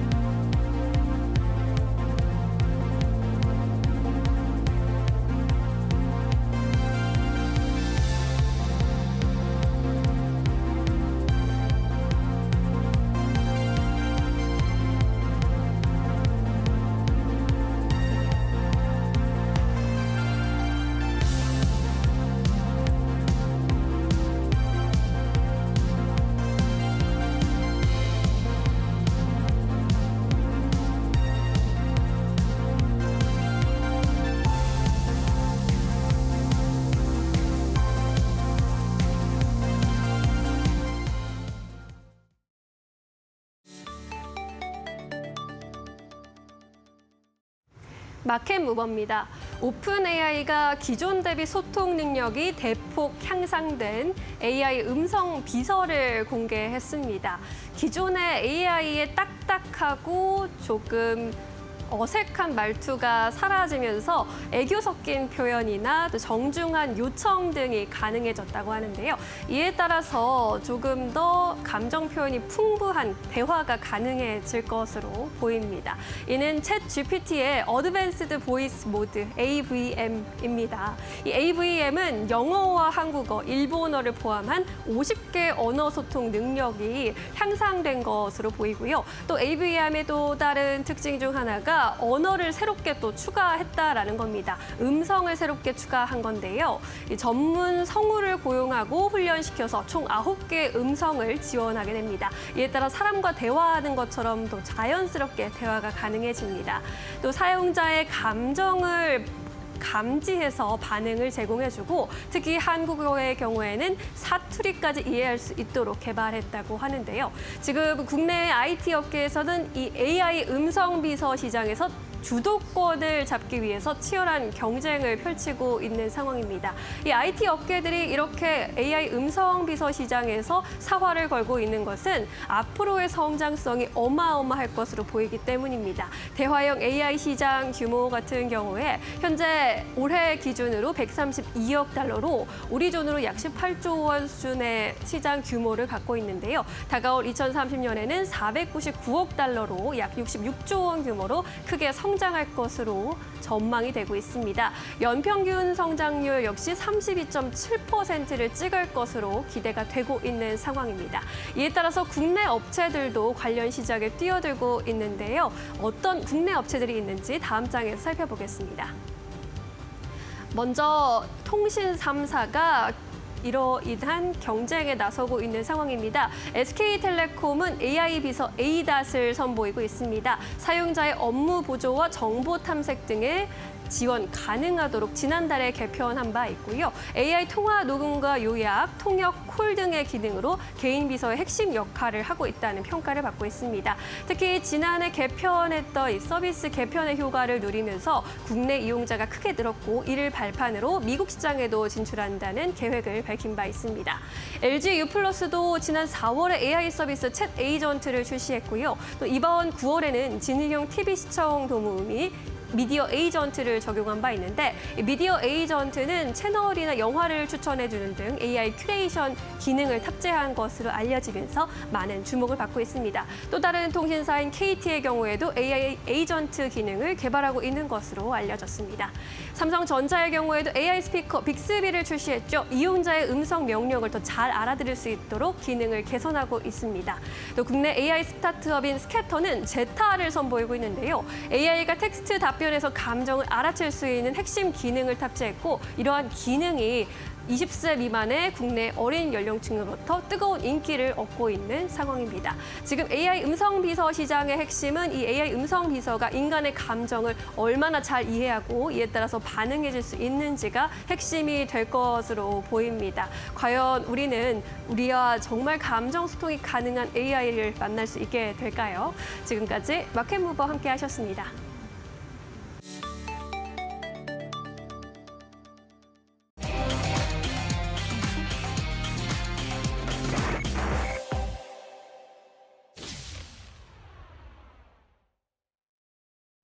공시를 통해서 투자 전략 챙겨봅니다. 오늘은 타키오 뉴스 조우진 대표와 함께합니다. 안녕하십니까? 예, 안녕하세요. 네, 오늘은 국민연금의 SK하이닉스 지분 축소 공시 관련해서 얘기 나눠볼 건데요. 또다시 축소를 한 거죠. 이번에는 얼마나 팔았나요? 예, 이번에는 이제 금액으로 한 740억 정도를 팔았는데 그 사실 이제 문제를 삼을 수 있는 이유는 뭐냐면 이제 뭐 많은 분들이 아시겠지만 이제 추석 연휴 네. 예, 9월 15일 날 모건 스탠리에서 SK하이닉스에 대해서 뭐 그 목표 주가를 자신들의 목표 주가를 54%나 다운시키면서 이제 SK하이닉스에서 이제 매도 이제 보고서를 내면서 그 연휴가 끝나고 그 다음날 이제 그 우리나라 장심이 아주 어수선하고 안 좋았습니다. 원래는 이제 호재가 있었죠. 미국에서 페드가 이제 50bp를 내리면서 호재가 있었음에도 불구하고 우리나라 시총 1위 삼성전자, 시총 2위 SK하이닉스. 물론 이제 삼성전자보다는 SK하이닉스에서 아까 말씀드린 대로 그 54% 떨어뜨리긴 했지만은 SK하이닉스가 54% 떨어뜨리는데 삼성전자 영향을 안 받을 수 없죠. 그래서 이제 연휴가 끝난 날 이제 SK하이닉스 주가가 이제 엄청나게 폭락을 했습니다. 그 직후에 이틀 있다가 이제 국민연금이 740억 정도로 매도를 했으니까 그렇다면 국민연금은 이제 모건 스탠리의 보고서에 동조했다라고 볼 수가 있는 것이고 이 점이 좀 문제가 됐다고 봅니다. 왜냐하면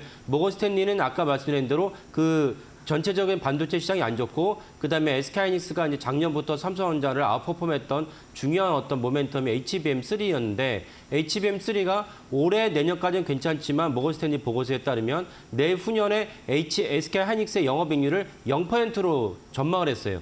0%니까 자기들의 목표 주가를 54% 다운시켰다라고 전망을 제기하는데 그러니까 국민연금이 사실 모건 스탠리 보고서에 동조했다는 것은 동일하게 국민연금 역시 올해 내년은 괜찮지만 내후년에 SK하이닉스의 영업이익률이 0%가 된다는 모건 스탠리 보고서에 동조했다는 뜻이기 때문에 이 점은 상당히 심각하다고 봐야 됩니다. 왜냐하면 그 직후에 나온 마이크론의 이제 실적을 보면은 마이크론이 어닝 서프라이즈를 내면서 실적을 발표하고 나서 그 다음날 마이크론의 주가가 14% 올랐고 때문에 역시 SK하이닉스도 그날 주가가 많이 올랐어요. 그러면은 국민연금은 마이크론의 주가가 안 좋을 거라고 예상했는지 마이크론의 주가가 마이크론 실적 안 좋을 거라고 예상했는지 이 점 역시 동일하게 이제 그 의문시되는 거기 때문에 사실 마이크론의 실적은 어닝 서프라이즈까지는 안 나올 수도 있지만은 다수의 이제 금융기관 월가의 금융기관이 마이크론의 실적에 대해서 우호적으로 전망했거든요.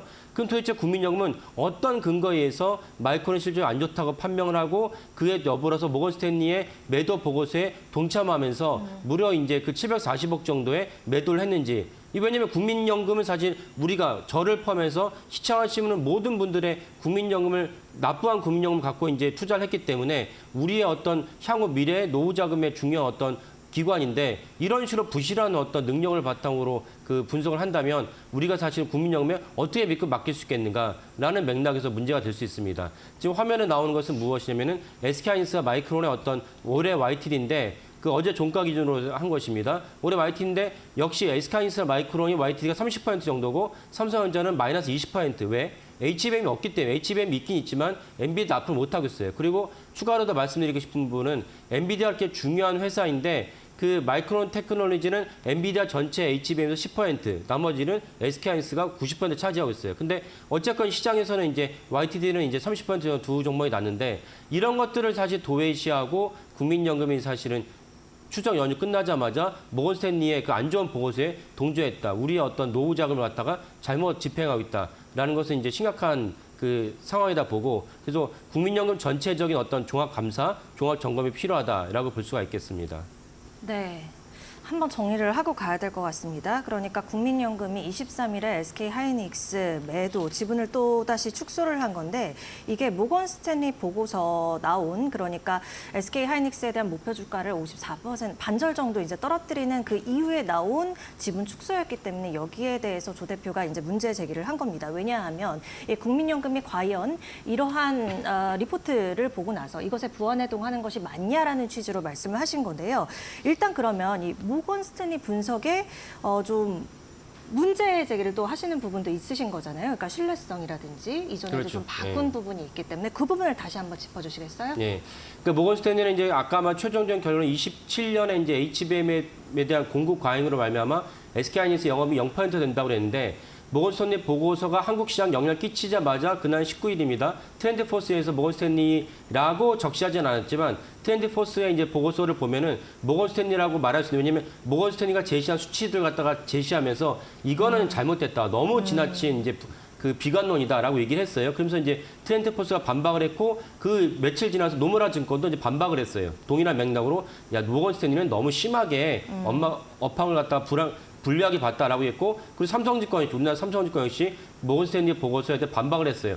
그것이 최종적으로 누가 맞느냐, 모건 스탠리가 맞느냐, 트렌드포스나 이제 노무라 증권이 맞느냐라는 최종적인 판가름을 이제 아까 말씀드린 대로 마이크론이 냈죠. 마이크론 어닝 서프라이즈를 냈고 그리고 마이크론의 CEO가 25년대는 역대급의 마이크론이 경험하지 못한 역대급의 매출이 나올 것이라고 얘기를 하면서 그 실적을 발표한 그 다음날 마이크론이 14%의 주가가 급등을 했다. 그러니까 이런 것을 봤을 때 모건 스탠리의 보고서가 틀렸다.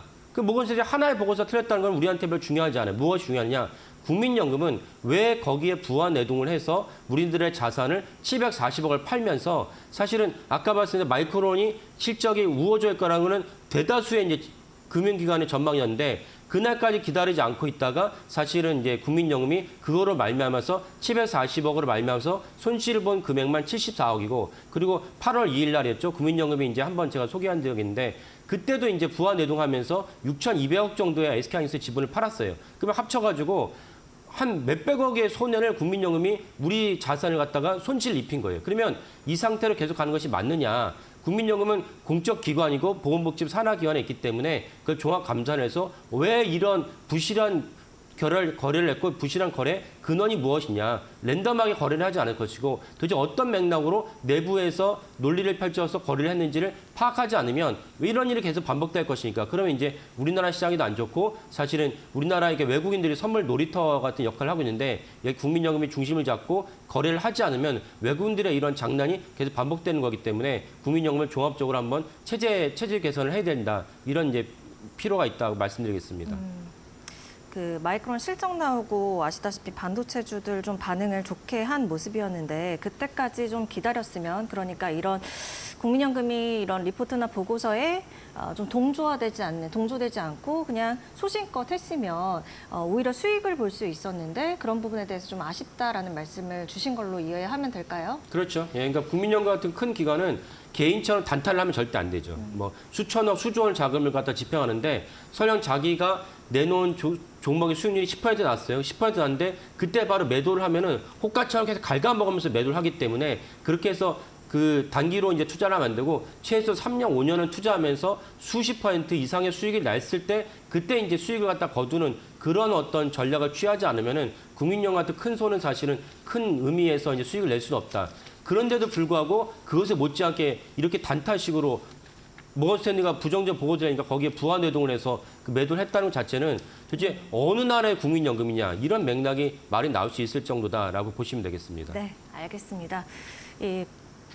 국민연금의 SK하이닉스 지분 축소 관련 공시 내용 우리가 좀 살펴봤고요. 이어서 이 삼성물산 관련해서 말씀을 좀 나눠보도록 하겠습니다. 이것은 조 대표님 한 가지씩 좀 짚어보도록 하겠습니다. 네. 삼성물산 1개월 공시 모두 한 9건 정도, 1개월 내에 9개 정도의 공시가 떴는데 이 중에 소송 관련한 부분은 없더라고요. 근데 삼성물산이 최근에 그 손해배상 관련해서 그런 피소당한 소식이 예, 있었잖아요. 맞습니다. 예. 네, 어떤 내용이었죠, 먼저? 그러니까 이것도 국민연금 관련된 건데 그 기억하시겠지만 이제 박근혜 정부 시절에 삼성물산과 제이모직을 합병하면서 무리하게 추진을 했죠. 그 당시 이재용 부회장이 주도해서 무리하게 추진을 했는데 어떻게 해서 무리하게 추진을 했냐. 이거를 반대하는 정부 관계자나 국민연금의 고위 수뇌부에 대해서 이모저모로 압박을 하다가 결국 이제 합병을 갖다가 최종적으로 완성을 했어요. 그래서 이제 거기서 손해를 본 엘리엇이 한국 정부를 상대로 해서 소송도 걸었고, 그래서 일부는 이제 우리가 물어줘야 됩니다. 다 국민 세금이죠. 예. 그래서 국민연금이 이재용 부회장, 지금 현재 회장이지만 이재용 부회장, 그 다음에 당시에 이제 그 미래전략실에 있었던 최지성 부회장 등을 상대로 해서 거기에 삼성물산도 포함됩니다. 당신들이 무리한 그 합병을 진행하다 보니까 국민연금이 이제 재산상의 손실을 입었다. 그러니까 재산의 손실을 물어내야 된다라고 이제 소송을 제기했습니다. 그러면 소송을 제기했다는 거는 아마 그 화면을 보신 다른 시청자분들도 일부 아실 수 있는데 제가 문제 삼는 부분은 무엇이냐면 공시의 위반이다. 그러니까 공시의 규정에 따르면은 주요한 소송이 자기들에게 제기됐을 때는 반드시 공시하도록 돼 있어요. 그런데 화면에 나온 대로 한 달치 삼성물산의 공시 모두를 갖다 보여드리는 건데 여기 어디에도 우리가 피소됐다, 우리가 소송에 걸렸다라고 나온 공시가 없죠. 이거는 삼성물산이 공시의 취지를 갖다가 어긋나는 잘못된 결정이다라고 볼 수가 있습니다. 그 중대한 소송에 대한 기준이 뭔가요? 그러니까 중대한이라는 게 약간 애매하죠. 애매하긴 한데 사실은 이번 사안 같은, 그러니까 지금 이제 화면에 보이시는 이제 금감원의 공시 설명서인데 네. 증권의 중대한 소송이 제기가 되면 반드시 공시해야 된다라고 규정을 하고 있습니다. 그러면 이번 사안 같은 경우, 그러니까 아까 말씀드린 대로 제일모직과 삼성물산의 합병이 불합리하게 이루어지면서 국민연금이 손해를 봤다라고 소송을 제기했는데 이것이 중대하냐 중대하지 않느냐. 아마 삼성물산은 중대하지 않기 때문에 우리 공시하지 않았다라고 이제 그 해명을 할 텐데 국민연들이 여러분들이 보시기에 시청하신 분들이 보시기에 아까 말씀대로 삼성물산과 제이모직 합병으로 말미암아서 삼성이 역대 총수들이 몇 번에 걸쳐서 감옥살이 할 수 있는 위기가 있었어요. 예를 들면 이병철 회장도 있었고 이건희 회장도 있었어요. 그러나 어느 한 분도 감옥까지 가지 않았어요. 하지만 국민연금의 삼성물산과 제이모직의 합병의 문제 삼은 그 소송 그걸로 말미암아 이재용 부회장이 감옥에 갔죠. 이건 전대미문의 충격적인 사건인데 그러면 이 사건과 관련해서 국민연금이 우리가 손해를 입었으니 삼성물산이 손해에 대해서 배상을 요구하는 것이 중대하지 않느냐라고 말했을 때 저를 비롯한 다수의 이제 재계 분석가들은 이건 중대한 소송이 맞다. 대법원까지 갔었고 심지어 지금도 이재용 부회장에 관련해서 소송이 2개 건이 진행 중이에요. 근데 여기에 대해서 삼성물산이 우린 중대하지 않았기 때문에 공시하지 않았다 본다면 상당히 심각한 문제가 있다라고 볼 수가 있겠습니다. 그러니까 저 내용을 제가 세세히 살펴보진 않아서 잘 모르겠는데 그 기준이 세세하게 설정이 되지 않은 게 문제인 건가요, 그러면? 뭐 굳이 만약에 삼성물산의 어떤 설명을 듣자면 그렇게 되겠지만 근데 이거는 사실은 기존에 금감원에 사실은 소송에 대해서 느슨하게 이제 그 규정과 지침을 내린 부분도 있다 봅니다. 이게 무슨 말씀이냐면은 네. 이게 동일한 맥락이라고 볼 수 있는 게 어떤 게 있냐면 SK 최태원 회장 이혼 소송이 있었죠. 아, 예. 우리나라 온 국민이 아는데 그러면 SK의 경영권이 누구에 갔느냐에 따라서 SK그룹 전체의 경영권이 달린 큰 사안입니다. 그러면 그 부인인 그 노소영 노소영 이제 관장이 이제 소송을 제기했는데 근데 SK는 거기에 대해서도 공시를 하지 않았어요. 공시를 하지 않았을 때 그때 이제 그 금감원에 물어봤을 때 금감원이 뭐라고 얘기했냐면 네. 이거는 총수 개인에 대한 일인 거지 그룹의 경영권에 대한 문제가 아니다. 그래서 공시할 필요가 없다고 얘기했어요. 하지만 현재 어떻게 진행 중입니까? 2심에서 엄청난 국내 최대 이혼 위자료를 물어내라고 소송이 나왔기 때문에 이건 사실은 SK의 경영 지배권도 영향을 됐고 그렇다면은 금감원도 사실은 진작에 그 소송이 이루어졌을 때 공시를 하라고 얘기했었는데 공시라는 얘기를 요구를 하지 않았고 SK는 소송에 대해서 공시하지 않았어요. 이런 것들이 누적된 결과가 이번에 삼성물산이 공시하지 않은 그런 결과다라고 이제 봅니다, 저는. 그러니까 SK 최태원 회장의 이혼 소송 같은 경우도 우리가 여러 이제 이슈들로 봤듯이 SK 지분 변화를 좀 초래할 수 있는 부분인데 조 대표님 입장에서는 당연히 이것을 공시하는 것이 맞다. 그런 그렇죠. 변화를 초래할 수 있는 일이기 때문에 이런 말씀을 하고 계신 겁니다. 글쎄요. 그러니까 뭐 이런 기준에 있어서 좀 구멍이 있는 건지 좀 세세히 들여다볼 필요가 있을 것 같은데 어쨌든 이 공시 같은 경우에는 주주 그리고 시장 대상으로 기업이 공식적으로 발간을 하는 건데 금감원이 일을 안 하고 있다 이런 취지로 좀 해석을 해보면 될지요? 그러니까 좋게 말하면 일을 안 하고 있는 거고 사실은 자세하게 살펴봤을 때는 과연 일을 안 하고 있는 건지 아니면은 사실은 그 재벌들의 문제가 되는 거를 금감원이 덮고 있는 건지 이런 차원에서는 사실은 저희 어떤 취재 밖의 문제이기 때문에 이거는 네. 그 정부 차원에서 금감원이나 그 감사원에서 도대체 금감원이 왜 이런 중요한 공시를 하지 않았느냐. 사실 제가 이렇게 말씀드린 거는 2건뿐만 아니라 몇 건이 더 있어요. 예를 들면은 네. 그 하나그룹의 이제 RSU라고 있는데 그 양도 조건 제한부 이제 주식이 있습니다. 그래서 김동관 부회장이 큰 특혜를 받았는데 이게 올해 1월에 되어서야 공시를 하기 시작했어요. 제대로. 근데 실제로 RSU는 4년 전부터 집행이 됐었기 때문에 금감원에서 과연 몰랐겠는가? 이런 차원에서도 사실 종종 금감원에서 일을 제대로 하는 것인지 아니면은 알고 있음에도 불구하고 덮어주는 것인지 이런 의문점이 있기 때문에 이런 의문점은 아까 말씀드린 상위 기관에서 국회나 상위 기관에서 금감원이 왜 이런 느슨한 어떤 공시 좋게 말하면 나쁘게 말하면 재벌 덮어주기 공시에 집행을 하고 있는지는 추가로 이제 집행 알아봐야 된다. 이런 사안들이 상당히 많다라고 볼 수가 있습니다. 네. 첫 번째 이유가 아니라 이제 두 번째 조금은 안일하게 대처하는 부분 어떤 그 속에 무언가가 있지 않느냐를 좀 건드려 본다면 뭐 이와 관련해서 마지막으로 해주실 말씀 있으실 것 같아요. 예, 그러니까 사실 RSU만 본다면은 4년 전부터 김동관 부회장은 스톡옵션과 비슷한 RSU를 통해서 수백억 이상의 이제 혜택을 받는데 그거를 사업 보고서에 느슨하게 이제 두루뭉실하게 녹여 넣으면서 이걸 이복현 원장 체제에서 들어오면 이복현 원장이 이거 잘못된 거다 공식 똑바로 해라. 그래도 올해 1월 달에 상당히 문제가 됐었습니다. 그러니까 이런 것들을 봤을 때 금감원에서 알고 있음에도 불구하고 두루뭉실하게 넘어간 것들이 많다. 그러니까 제대로 정확하게 해야겠고 윤석열 정부가 사실은 시장과 국민들이 해야 될 것은 정확한 법 집행을 갖다 기대하고 당선됐다고 봅니다. 그거에 대해서 한국 자본시장에도 주식시장에도 엄밀하게 법 집행을 했을 때 사실은 한국의 주식시장이 투명해지고 한 단계 더 올라가며 이것이 한마디로 말했을 때 코리아 디스카운트를 없애는 중요한 어떤 밑거름이 된다라고 볼 수가 있습니다. 네. 그러니까 뿌리 깊은 어떠한 나쁜 문화 같은 것은 좀 발본색원하는 것이 좋겠다라는 취지로 오늘 말씀을 좀 이해해 보도록 하겠습니다. 조호진 대표와 함께했습니다. 고맙습니다. 예, 감사합니다.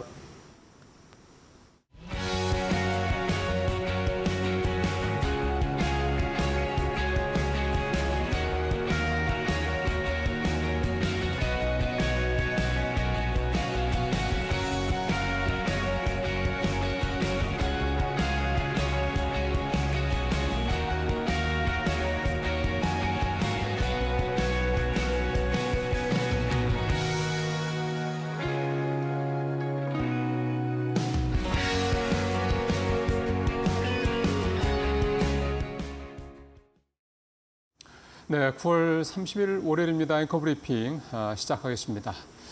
자, 밸류업 지수 지난 24일 날 발표가 되고 그동안 좀 소외받던 업종 가운데 좀 눈에 띄었던 업종들이 몇 가지 있는데 그 중에 하나가 섬유의복, 즉 패션 업종하고 이제 엔터테인먼트 업종인데요. 오늘은 이 섬유의복, 즉 패션 업종 얘기를 좀 해볼까 합니다. 지난 24일 코리아 밸류업 지수 발표 때 이 밸류업 지수에 포함된 섬유의복 업종이 크게 세 가지입니다. 먼저 보시는 것처럼 한세 시럽이 있고요. 그다음 왼쪽에 F&F 있고 그 밑에 필라홀딩스 세 회사가 밸류업 지수 내에 있는 자유 소비재 11개 구성 종목 중에 이제 들어가 있습니다.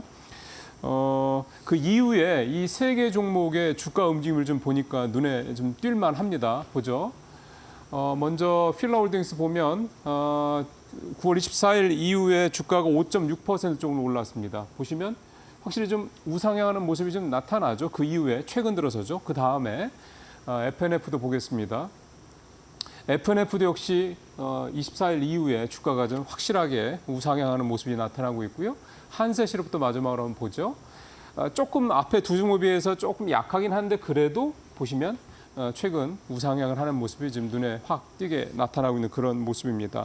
연중 최저점을 가지고 제가 계산을 좀 해보니까요. 필라 같은 경우는 연중 최저점 대비 14%가 넘게 올랐고 F&F는 30%가 넘게 올랐습니다. 31.8%가 뛰었고 한세시럽이 그중에 좀 약하긴 한데 그래도 9.3%, 10% 가까이 연중 최저점 대비 올라가는 그런 모습을 보였습니다. 두 자릿수 이상 올라간 종목들이 많으니까 뭔가 좀 반등의 포인트가 좀 잡혔다 이렇게 좀 볼 수가 있는데 시장에서 이 세 회사들, 세 패션주들이 밸류업 지수에 포함된 부분에 대해서 이제 해석을 한 걸 좀 살펴보니까 그렇습니다. 패션주들은 업황 부진 때문에 이게 좀 장기화되면서 사실 투자자의 관심에서 좀 멀어져 있는 그런 업종이었다. 그런데 이 패션 업체들이 주주 환원 정책을 적극적으로 펼치는 걸 통해서 기업 가치를 상향하려는 어떤 그런 전략적인 의도들이 좀 향후에 좀 보일 것이다. 그렇게 얘기를 좀 하고 있습니다. 실제로 이제 이 세 개 회사들의 얘기를 좀 살펴보면 되는데 왜 이제 이런 얘기가 나오는지 좀 살펴보면은요. 세 개 회사의 일단 주주 환원 정책부터 먼저 좀 살펴보도록 하겠습니다. 주주 환원 정책을 살펴보기에 앞서서 이 세 회사에 이 포함된 패션주들의 최근 상황을 먼저 좀 볼까요? 그게 좀 나을 것 같습니다. 논리적으로 볼 때. 일단 의류 소매 판매 추이를 보면 안 좋죠.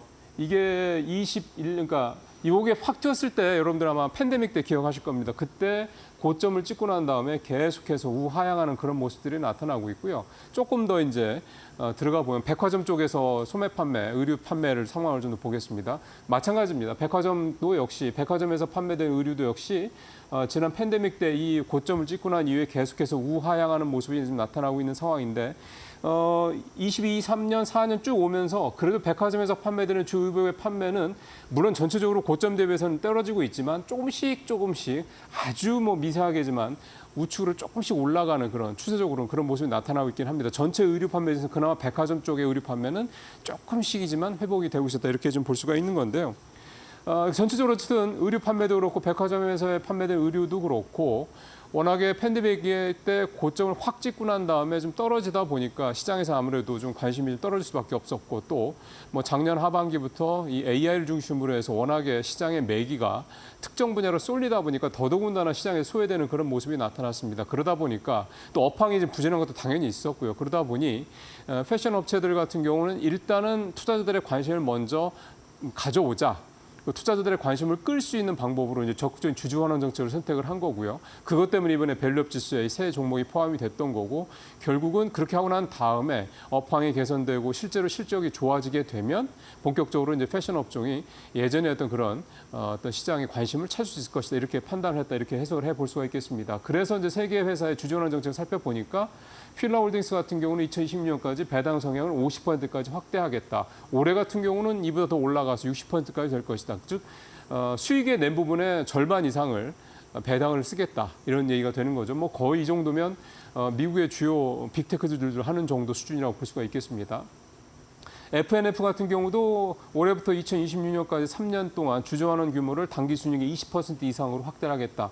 배당 성향을 20% 이상 늘리겠다 이런 얘기가 좀 되는 거죠. 한세실업이 조금 약하긴 해도 배당 수익률을 2.3에서 3.2%까지 계속 지속을 하겠다 얘기를 했는데요. 최근 5년새 우리나라 기업들의 우리나라 상장사들의 평균 배당 수익률이 2.2% 정도, 2.7% 정도 된다고 합니다. 그러니까 그거에 비하면 아주 뭐 월등히 높은 건 아니긴 하지만 그보다는 높은 수준을 유지를 하겠다라는 게 한세실업의 지금 목표입니다. 한세실업 같은 경우는 갭 알죠? 미국에 있는 이 갭 브랜드의 이 의류 제품을 납품하는 그런 회사이기도 합니다. 근데 사실은 이런 어떤 적극적인 주주 환원 정책 물론 굉장히 중요하고요. 그 덕분에 이제 밸류업 지수에 포함이 되긴 했지만 사실 더 중요한 거는 결국은 실적이죠. 수치가 얼마나 이 패션주들이 좋게 나오느냐 사실 이 부분에 더 중요한 포인트가 있다고 볼 수가 있겠습니다. 그래서 이 세 개 회사 중에서 FNF를 조금 더 이제 중심으로 살펴보면 앞서 이제 기억이 나실지 모르겠습니다만 FNF의 주가 상승률이 다른 두 종목 비해서 월등히 높았거든요. 올해 들어서 저점 대비 현재 31%가 넘게 올랐으니까요. 그러면 이 세 개 회사 중에서도 특히 이제 FNF의 주가가 그렇게 많이 최근에 뛰었던 이유를 좀 살펴보면은 역시 중국에 좀 있다고 봐야 될 것 같은데요. FNF 같은 경우는 중국 매출 비중이 60% 정도 되고 중국에서 판매되는 의류의 그 이익 기여도가 70% 정도 되니까 사실은 중국에서 장사를 대부분 다 하고 있다 이렇게 봐도 과언이 아닐 정도의 회사입니다. 근데 결국은 이제 중국의 경기 부양책이라든가 이런 걸 통해서 중국의 좀 소비가 회복이 될 수 있을 것이라는 기대감. 그 때문에 FFN의 주가가 다른 패션 회사들보다 더 상승폭이 컸던 그 이유라고 볼 수가 있는 건데요. 근데 중국의 현재 내수 상황을 보면 사실은 좀 좋지 않습니다. 여러분들도 잘 알고 있다시피 일단 중국 소매 판매 추이를 보면 마찬가지로 팬데믹 때 급등을 했다가 계속해서 지지부진한 모습을 보이고 있고요. 다음 장도 좀 볼까요? 예, 중국의 의류 판매 추이도 보면 소매 판매만 부진한 게 아니라 의류 판매도 소매 판매 차트랑 거의 같은 모양을 가져가고 있습니다. 그러니까 중국의 내수가 부진해서 소매 판매, 즉 중국 사람들이 지갑을 꽉 닫고 있다 보니까 당연히 가장 대표적인 어떻게 보면 이제 그 필수 소비재가 아니라 그 기능성 소비재인 이 의류 판매도만큼 늘지 않고 있다 이런 상황이고 결국 이런 모습 때문에 FNF 같은 경우 주가가 최근 들어서 굉장히 많이 빠졌던 거고 그런 상황에서 경기 부양책이 나오니까 좀 기대감이 나오면서 FNF 주가가 좀 많이 떴다 이렇게 볼 수가 있겠는데요. 중국의 소매 판매율 같은 경우만 보더라도 올 초에 7%대였던 소매 판매 증가율이 지금은 2% 초반까지 떨어져 있는 상태입니다. 그러니까 결국은 현재 중국만 놓고 본다면 업황이 사실 좋지는 않고요. 내수 부진도 사실은 딱히 나아질 기미가 보이지 않고 있습니다. 그래서 이제 중국 정부가 대대적인 경기 부양책을 실시하고 있는 건데요. 결국 이제 이 패션 업체들이 단순히 저평가된 수준을 떠나서 실질적으로 주가가 올라갈 수 있는, 그러니까 주주 환원 정책뿐만이 아니라 실질적으로 실적이 좋아서 주가가 올라갈 수 있으려면 일단 FNF뿐만이 아니라 이 중국을 중심으로 한 좀 이 경기 부진이 좀 회복이 돼야 실질적으로 그래야지 좀 판매가 늘어날 수 있지 않겠느냐 이런 기대감을 좀 가져볼 수가 있겠습니다. 조금은 더 지켜봐야 될 때라는 생각이 좀 듭니다. 앵커 브리핑 마치겠습니다. 네, 양 지수는 1%대 하락세를 유지하고 있습니다. 더 커졌네요. 네, 유가증권 시장에서 네. 기관이 매도에 이 가세를 하면서 조금 더 하락 쪽에 기운 그런 현재 모습을 보여주고 있는데요. 오후장은 어떻게 전개될까요? 저희 이데일리 TV와 함께 해주시면 감사하겠고 저희는 내일 임시공휴일로 하루 네, 휴장을 네. 하죠. 수요일에 다시 인사드리도록 하겠습니다. 함께 해주신 여러분 고맙습니다. 고맙습니다.